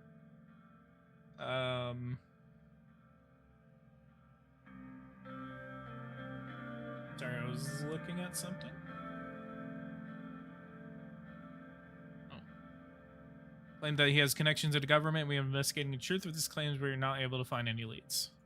He's just talking out of his ass, apparently. What else do we got? Briefing on the results from the Reform Committee. I guess that's about the constitutional amendment. But guys, we've been streaming we've been streaming for nearly 3 hours. Jesus Christ. But guys, I had fun today. This was a very productive live stream. But guys, if you guys like this, go ahead and leave a like, subscribe to the channel if you're new. If you guys want to see more content like this, hit that bell notification icon so you don't miss anything that I post to my channel. We will go ahead and continue Suzerain in the future. I really like this game, and I want to see how much more story this game has. So we'll go ahead and do that in the future. So go ahead and leave a like, subscribe to the channel if you're new. I'll see you guys in the next video.